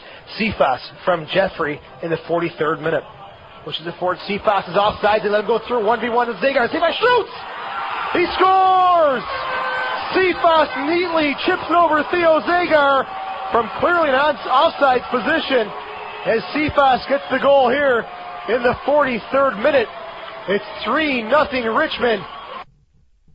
Cephas, again, even in the play-by-play call, he was offside, no doubt about that. Now, you might get fined for that, you know. That's okay. Does Don take care of the fines for you making fun of the referees? He does it worse than I do. So at that point, it was 3-0 Richmond over the Rhinos. And then, we thought maybe Rochester found a lifeline. Yari Allnut in the 60th minute. Assist from Pato on one of Rochester's, corner kicks here. Ended up with having, they say, only 6 corner kicks. I thought it was more than that, but Allnut in the 60th minute, great sacrificing diving header to give Rochester their first goal of the game. Allnut from Pato in the 60th minute. Corner kick on the near side here for the Rhinos. Driven into the box. Allnut, the diving header, it's in! Yari Allnut at the corner of the 6 with the diving header. Beats Joey Worthing to the ball. It's 3-1. Allnut really sacrificing his face, his body, diving into the boot there to get the head on the ball. Great place ball by Aguilera. Great stuff there from Pato. And then the last goal of the night, Macomb Cephas for the Richmond Kickers, his second goal of the evening, his 6th goal of A-League play. He scored in the 78th minute. Wonderful assist from Richie Williams. So Cephas from Richie Williams in the 78th minute. Jeffrey lets it roll through to Richie Williams, corner of the 18. Served inside to Cephas, diving header, they score! Macomb Cephas makes it 2 for the evening. Wonderful finish, diving header from Cephas. That was Cephas scoring for the Kickers in the 78th minute. And Kevin Jeffrey let the ball run through his legs. I thought he froze the Rhinos' defense there for a second. Yeah, he's a great player. I mean, just his ability. You gotta have 2 guys on him all the time. Now you got Cephas doing his thing. Richie Williams coming in from behind. It's tough to control these guys. The final score from the University of Richmond Stadium, 4-1 for the Kickers. Looking at the standings now in the A-League's Eastern Conference, the Kickers are knocking on the door, folks. Rochester, after 19 games played, 12 wins, 6 losses, 1 tie. They've got 37 points. Richmond, with 11 wins, 7 losses, and 3 ties, they've got 36 points. So they jump over the Atlanta Silverbacks, who have 35 points. Richmond has played 21 games in comparison to the Rhinos 19. So maybe those 2 games will be a huge factor down the stretch. Joey, it's just tomorrow night's a big difference here. Tomorrow night we have to win. If we get smoked again by Virginia Beach, we're in trouble coming into at home against Minnesota next week. Sammy, great job on the call tonight. Yeah, thank you, Joe. Hey, I love working with you, man. It's just heat's killing me here. I'm just disappointed our boys didn't perform, but hey, tomorrow night they'll get it back. You'll be doing post-game? Yes. All right, so stick around. Soccer Sam doing the post-game show. Tune in tomorrow night. We'll be in Virginia Beach. I'm Joe Giuliano. The final score again from Richmond. The Kickers 4, the Rhinos 1. We'll see you tomorrow night at Virginia Beach. Joe Giuliano saying ciao for now. Andrew Battisti back here in Rhinos Radio Central with the Freetime Magazine Out-of-Town Scoreboard. Freetime Magazine is New York's premier arts and entertainment guide. Pick up your free copy twice a month or go to freetime.com anytime. Only one other match going on in the A-League tonight. It is the red-hot Milwaukee Wave United, unbeaten in the last 8 matches, in Vancouver to take on the number 1 team in the West, the Whitecaps. That match just getting underway. Tomorrow, a couple big matches for Rhino fans to watch. Montreal will be at Atlanta. Battle of 2 of the top 3 teams in the East. That starts at 6 o'clock down at DeKalb Stadium. And the Syracuse Salty Dogs will be in Charleston to take on the Battery at Blackbaud Stadium. Kickoff for that one is at 7:30. That's it for the Freetime Magazine Out-of-Town Scoreboard. Soccer Sam will join us once again from Richmond, Virginia next on Behind the Net. Brought to you by Nextel Direct. Give us a call at 346-3000 or 1-866-552-1009 here on the Rhinos Radio Network. And welcome back to Rochester Raging Rhino Soccer. This is Andrew Battisti. Welcome to Behind the Net, brought to you by Nextel Direct. Give us a call at 346-3000 or toll free 1-866-552-1009. Another tough loss tonight in Richmond for the Rhinos. Second time in the last 3 matches in the A-League. The Rhinos have given up 4 goals. That hasn't happened in a long, long time. Rhinos lose tonight 4-1 to the Richmond Kickers. Rhinos still, though, in first place in the Eastern Conference, tied with Montreal. Now both teams level on number of games with 19 each. Atlanta has 17 games played, so they have 2 matches in hand on both the Rhinos and the Impact. The Impact and the Silverbacks will play tomorrow night in Atlanta. Very important match for both teams. The Rhinos probably hope for a tie in that match. Probably would be the best result for them at this point. Kickers won't be playing again until next week, and against the Puerto Rico Islanders, who knocked off Atlanta in their most recent match. So the Islanders playing very well. That will definitely be a tough match for the Kickers. The Rhinos go on now to Virginia Beach to take on the Mariners tomorrow evening. It's a 7:30 kickoff, 7 o'clock pregame here on the Rhinos Radio Network. Last time the Rhinos were in Virginia Beach, they lost 4-0 to the Mariners. It's going to be a tough one tomorrow for the Rhinos. Can't make any bones about it. The Rhinos are tired. They've played 4 matches in 7 days. Tomorrow will be 5 in 8 days, and they're all on the road. Richmond has had a lot of matches recently, but they've all been at home, and that's been a big difference. The Rhinos certainly will be looking forward to coming home. That will be 1 week from tonight against the Minnesota Thunder. That'll be 7:35 kickoff at Frontier Soccer Stadium, 7 o'clock here on the Rhinos Radio Network.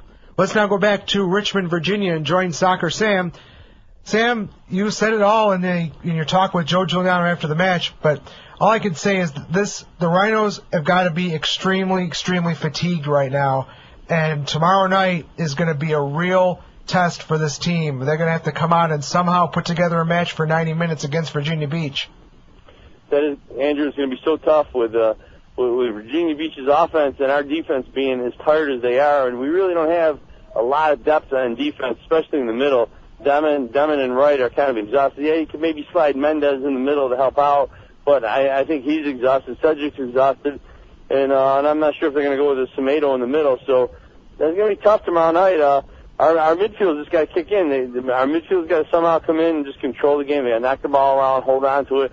Maybe Aguilera and Shakaris in the middle could do some magic there and just hang on to the ball and control the game. That's what we lacked tonight. No control of the game whatsoever. I don't know if you guys saw it on TV or not, but it was just like kind of disappointing. We just kept on giving away the ball constantly.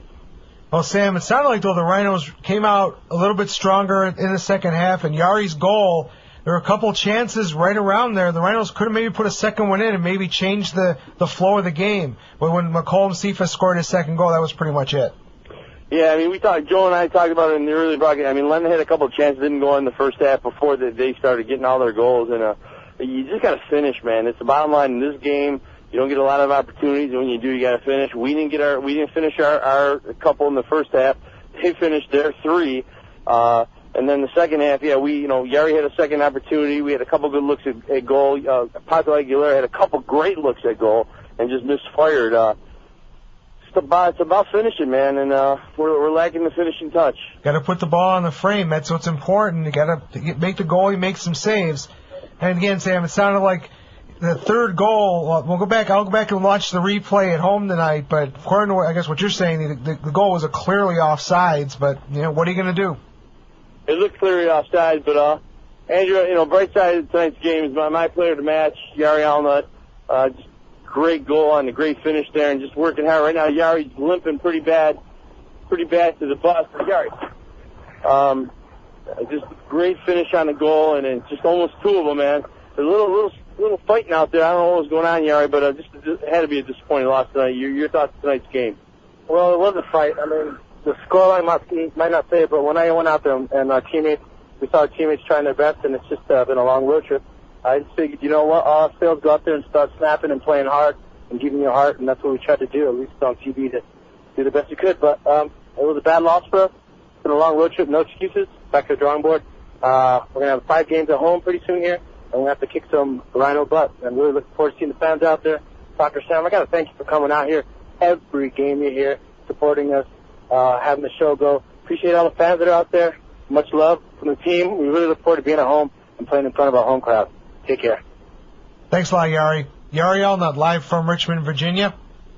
Sam, Yeah, I mean, Yari just, he set it up, but it had to mean a lot to him. I mean, first goal after coming back, get a couple years off soccer, coming in, scoring a big first goal, and I thought maybe the momentum was going to change there. I thought, hey, what's going to happen here? And we get a couple more goals, and it's going to change. And I had some faith in these guys, but it just Richmond just kept on coming at us. Kevin Jeffries, Andrew, he played like Dante Washington last week.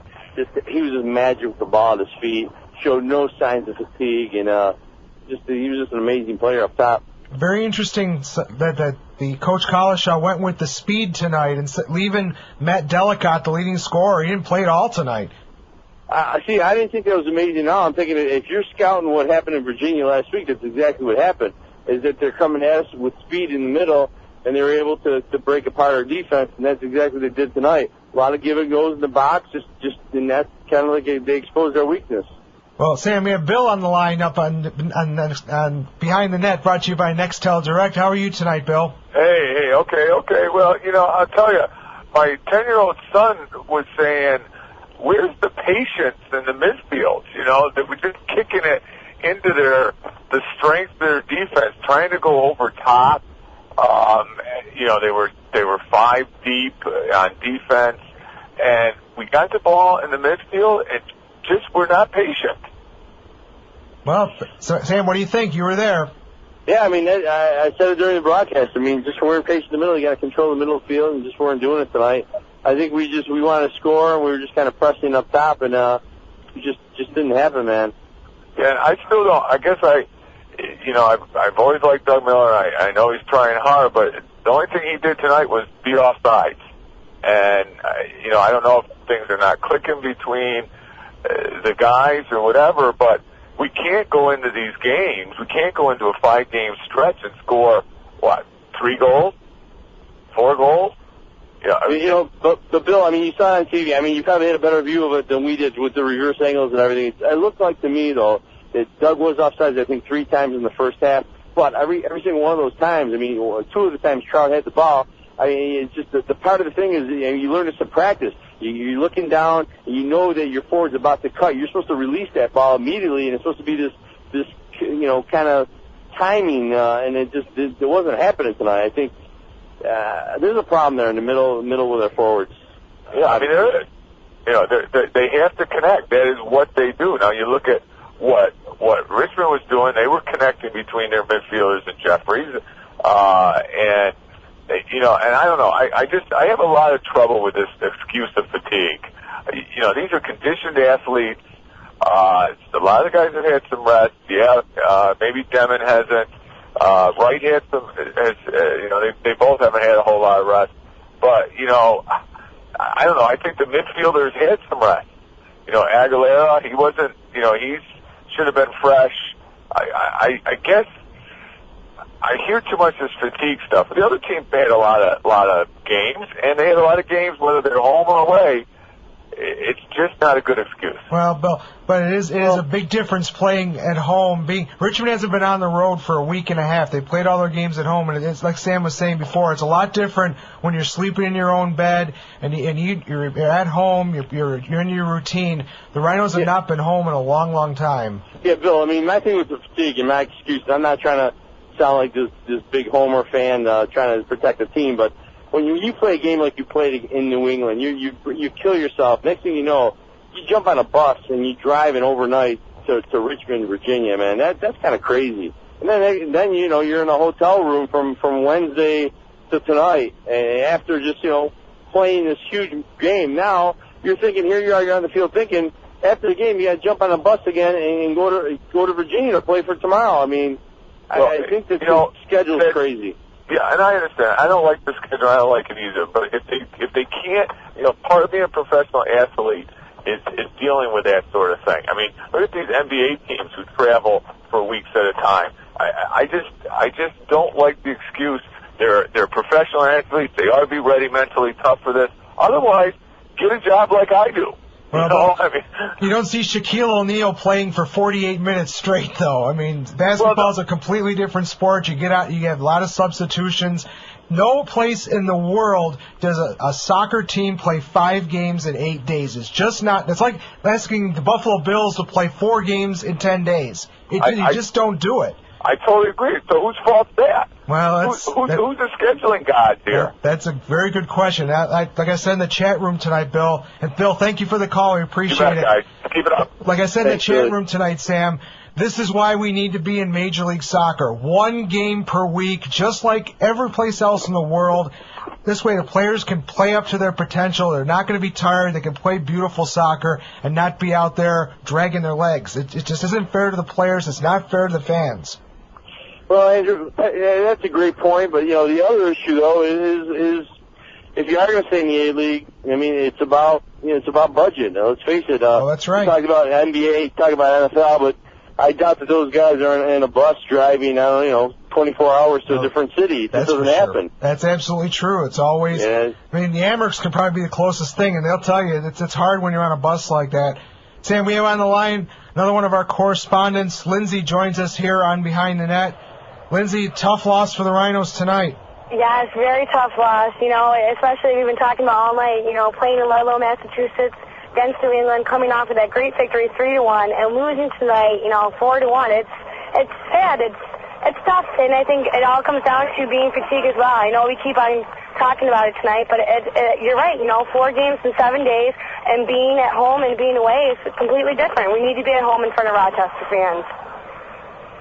And losing Andrew, I mean, I flew in here today, and I'm fatigued. I mean, it's just like, and I know I'm not a pro athlete and all that, but it's tough, these road trips. But exactly. I went to Ludlow, Massachusetts on the bus, and I was fatigued for riding for a couple hours, so I can only imagine what it feels like to be on the bus like that. And, a flight down there would have been better. Staying in Rochester 1 or 2 more days would have made it all the difference. You could tell they were tired out there tonight. Hats off, though, to Sedgwick, David Wright, Craig Demon, running their tails off tonight. But by the end of the game, you can tell they're dogging it as well. And we still have one more game tomorrow in Virginia. We need that win tomorrow. That's going to be a huge, huge game tomorrow night in Virginia. I don't know what's going to happen, man. Somebody's got to step it up. Maybe, Jefferson Dargou's on the trip here. Maybe throw him into the mix. Something's got to give here. Our forwards just aren't working up top together with our midfielders. Something's got to give, and maybe tomorrow night's the test. I agree, and we've talked about that before, and something's not clicking. I mean, you look at our past couple games, and we're not scoring the goals. Last week being Richmond 1-0, we're not scoring the goals. We need to be scoring more. Well, it's basic stuff here. But what a game for Kevin Jeffrey for Richmond. Incredible game for him tonight. Definitely played a solid one. He's a Rhino slayer, Lindsay. He always seems to score big goals against the Rhinos. He's done it for many years. He's a great player from Trinidad. Craig Demon knows him very well. And Macomb Cephas from Liberia, he burned DC United, and he burned the Rhinos tonight, too. So He did, awesome performance for them. They were ready to take us on, and I don't know if we were still coming off 2 victorious from Tuesday night or what, but we were not playing 100% tonight. Yari Allnut, though, what a surprising goal from him. Coach needs to look at him and put him in a little more. He was ready to go in New England on Tuesday. That's one of his old teams. He's ready to play, and he shows, it comes in a few minutes later with a great pass from Pato on that corner kick, and he has it in.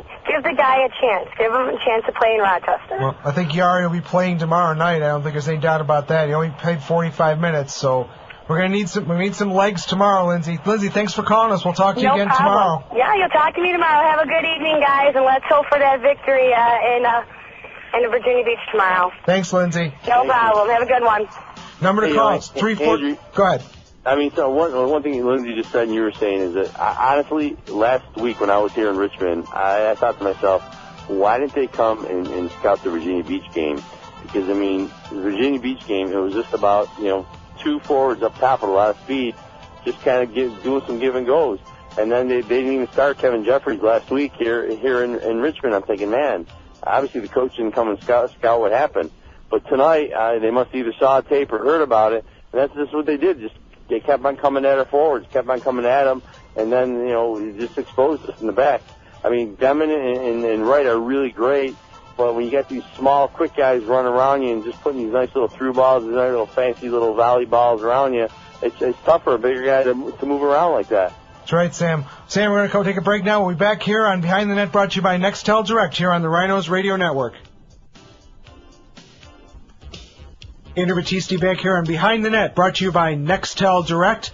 Richmond defeats the Rhinos tonight by 4-1 scoreline. Down in Richmond, Virginia, the Rhinos will be in action tomorrow night, 7:30 kickoff against the Virginia Beach Mariners. And the Rhinos looking to get back into the win column against the Mariners tomorrow night. Sam, the Rhinos, again, the team needs somehow to find some legs. And I don't know how you do that in 24 hours. But like you said, if there's some players that have not seen action, it might be time to put them in just to have fresh legs out there. Tomorrow's the test, baby. We'll see. We'll think, maybe Jefferson Dargou's not ready. Maybe he's injured. Maybe Ian Plarski plays up top. I'm not sure what's going to happen. Carrieri was exhausted. I mean, he just killed himself and didn't get a lot of, obviously he went out second half. He was tired. Kirk Wilson was tired. So maybe he's saving Wilson. Think about it. Wilson played half game today. Carrieri played half today. So maybe you put those guys in tomorrow and make something happen there. Well, let's see what Nicole thinks. Nicole's up on Behind the Net, brought to you by Nextel Direct. Good evening, Nicole. How are you tonight? I'm all right. How are you guys? Oh, that's a tough loss night. Did you have a chance to watch the game on TV? I watched some of it. I didn't get to see all of it because I went out to dinner. But I think that it wasn't very inspiring, and I mean it wasn't exactly upbeat, and it was pretty disappointing, really. And I mean, especially if you compare it to the play in New England. I mean, there's a lot of hustle in that game, and I mean, I don't know exactly what it is, but the middies, I don't know, something's definitely missing there. I mean, I think they're all great players. It's just getting together and working something out. Well, Nicole, when you're talking, I keep going back to the fatigue factor, but when your body is tired, your mind may be telling you to do something, but your body is saying, no way, I'm not doing that, and it makes it very hard. Again, I'm not trying to make excuses, but the average soccer player runs 10 to 12 miles every game. The Rhinos now played 4 games in 7 days. That's almost 2 marathons the Rhino players have had to run in the last 7 days, and that's a lot to ask, even for conditioned athletes like we have. So. Well, yeah, I definitely agree with that. I mean, I think especially since every guy when they go in there, I mean, they give it their all, and I mean they're not gonna just slack off, and I mean I think that definitely plays a big part because I mean playing this many games and on the road and just going all out, and some of the guys, they've been playing every minute, and I mean I definitely think that's hard. But I also noticed, though, I mean it seemed like there's like a lack of communication or something, but I mean it showed on defense and on the offense. I mean, I don't know, but didn't it seem like they were understanding each other? That's definitely something the Rhinos are going to have to try to pick that up tomorrow night against Virginia Beach. The Rhinos got to come out and do the best they can and play hard, because they'll have almost a week off after that before they play Minnesota. So they really need to go all out tomorrow night against Virginia Beach and go for a victory. Nicole, thank you for the call. We appreciate it. All right, thanks, guys. Bye, Nicole. Bye, Nicole. Hey, Andrew, I mean, last Tuesday night, in my opinion, was probably the greatest team effort I've ever seen the Rhinos, play, and then tonight is like, wow, I really don't have an answer. I'm here, I'm watching it, Joe's with me. I mean, I'm going to bring Joe on to the post game in a second here. I mean, we're watching the game. I don't think either one of us really could tell you what really went wrong tonight, but, maybe Joe has answers. Joe, I mean, you're the guy, you cover the game, you're correcting me the whole game, telling me what I was saying and doing wrong. What do you think overall happened tonight? Hey, Andrew, how are you? Hey, Joe, how's it going? Good job tonight. Thank you very much. I thought we were fatigued. I thought we were exhausted. I mean, if you saw the guys like David Wright and Demon, their jerseys were pulled out of their shorts. It was just humid. I think the travel this week, not being in a familiar surrounding, hurt the Rhinos tonight. I mean, they were exhausted. Never really came out with any spark throughout the match. At moments here and there, but otherwise, very tired team. Well, tomorrow night, the Rhinos are going to have to find something in the tank. They're going to have to go into the reserves to play against Virginia Beach. Virginia Beach has had an exhibition against Nottingham Forest on Tuesday. They won that match, but they haven't played a competitive match since they played the Rhinos on Saturday. And then, but Dante Washington's probably licking his chops right now, waiting for the chance to score some goals tomorrow. So something's going to have to be done. And, you wonder, does Coach Eric Lee say, you know what, let's just play Catenaccio and go for a goalless draw and try, just like we did against Montreal in the playoffs, and try to get at least a point tomorrow night? What do you think? I'm going to try and get a feel from Pat tomorrow. Tonight at the hotel, we'll probably talk and hang out for a little bit. It's about an hour and a half, 2 hours to Virginia Beach. So that's another thing, too. These guys, the schedule is grueling. It's almost to the point of being ridiculous. But I'm going to try to get a feel from Coach tonight or tomorrow morning and see where he's going to go with it. I think you make a great point. A little Italian-style defense. It's the last game in a grueling road trip. Sit back. Don't open things up. If you get out of there 0-0, 1-1, count your blessings, come back to Rochester. Yeah, point is a point. I'm sure the team will be rooting for Montreal and Atlanta to play to a tie tomorrow. That would be probably the best result the Rhinos could hope for. But again, Joe, like I said, this is why we need to be in MLS. You don't see the New England Revolution were complaining because they were playing 5 games in 17 days. We're playing 5 games in 8 days. You don't see that in MLS, and the fans see a much better, much more attractive form of soccer because the players are fully fit when they're out there. They're not playing back-to-back matches. You make a great point, and I'll be honest, it was junk at times tonight because they're so tired, and you don't see that, like you said, in the MLS because the schedule is not as demanding as we see here in the A-League. It was sloppy at times, a little lethargic. Guys didn't care on both sides, and it's unfortunate, but with the schedule the way it is, the guys can only do so much. I mean, it's unfortunate that it's going to be this way. Hopefully next year it is MLS and more normal, civilized schedule. This is craziness. It is. No other place in the world would you ever... I guess England would be the closest, but England, you have 35, 40 players in a pool that you can use on your team. You can go to your reserve team, bring some players in, and teams have done that in competitions where they have to play a lot of matches, but the Rhinos don't have that luxury. Neither do any other A-League teams. And again, Richmond's played a lot of games too, but the difference is that all their games have been at home, just like Virginia Beach. They're all at home, and that the Rhinos are going to be home now for a couple of weeks after this road trip, Joe. And I think you're going to see a very different Rhino team coming up on Friday against Minnesota. Before the game tonight, Coach Eric and I were sitting on the bus together, and he mentioned that. He goes, we have another stretch of a lot of games in a few days coming up, but we're going to be at home, and the guys are used to their routines. They're in their own bed. They're with their families. So he's not too concerned about that. He wants to get over this unique setup of a schedule here for the last 10 or 12 days, whatever it's been. So he's happy that we're coming back home. But there's a couple guys that Chakiris didn't play tonight. Jefferson Dargu is on the trip. So those are 2 guys who we'll see, I'm sure, tomorrow night who didn't see any time at all tonight.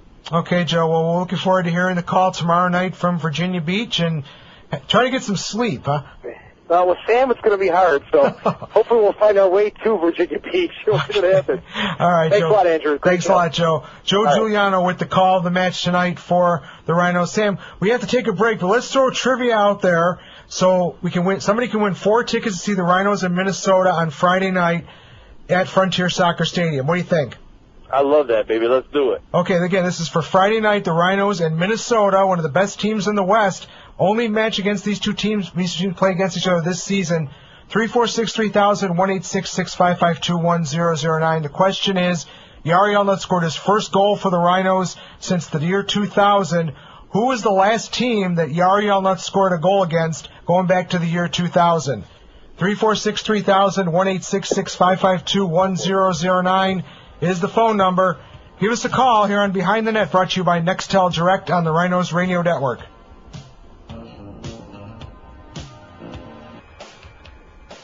Welcome back to Behind the Net, brought to you by Nextel Direct. Communicate instantly with the walkie-talkie feature for up to hundreds of miles. No more voicemail and no more phone tag.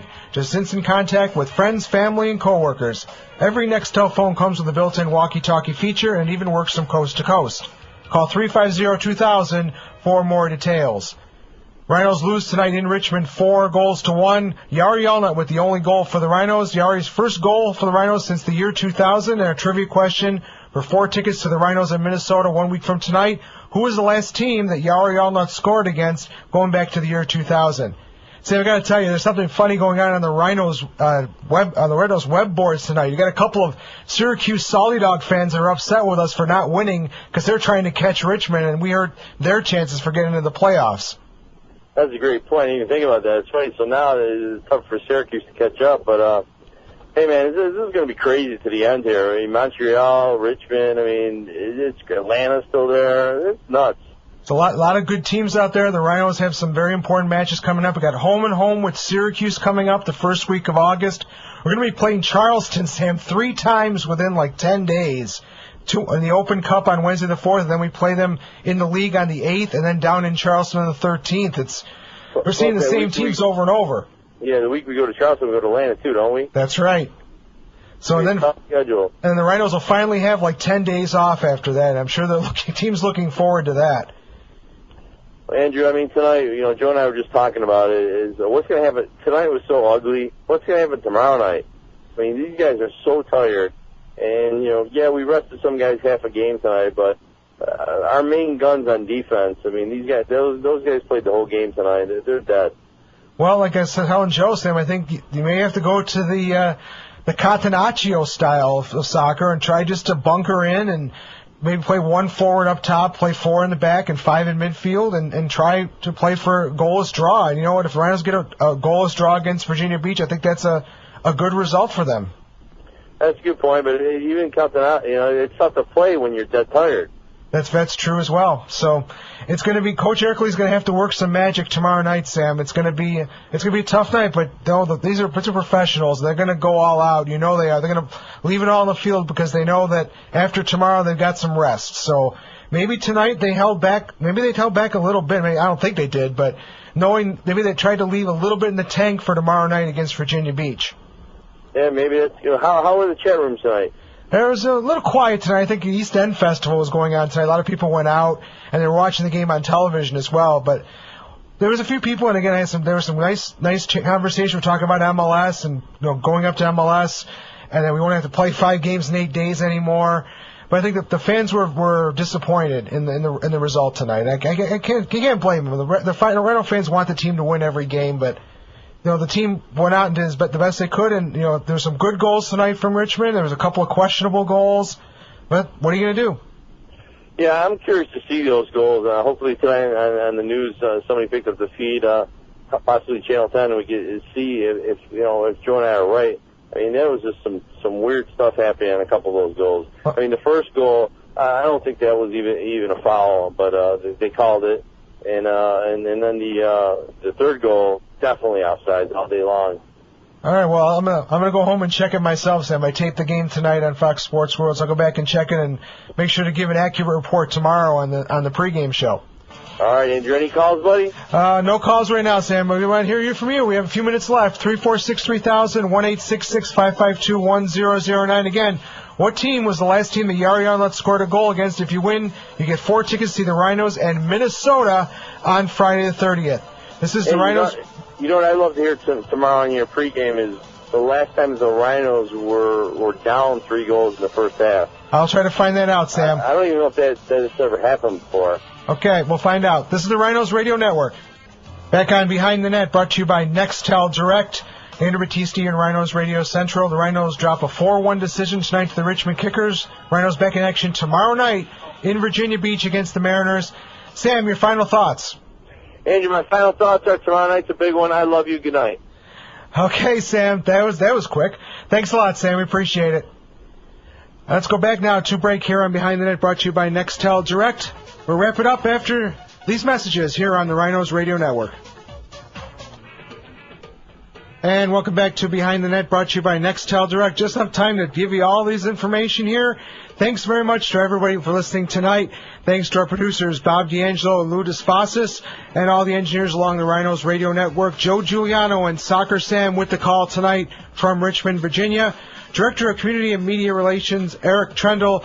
GM Chris Conamides, all the staff of the Rhinos, including Lindsay Andrasic, our correspondent, voted as one of the 5 best-run sports franchises in existence, and we say they are number 1.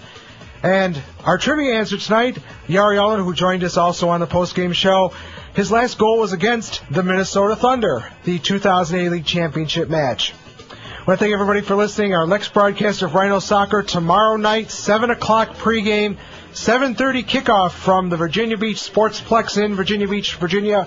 The Rhinos and the Virginia Beach Mariners in the final of the 5-match and 8-day road swing for your Rhinos.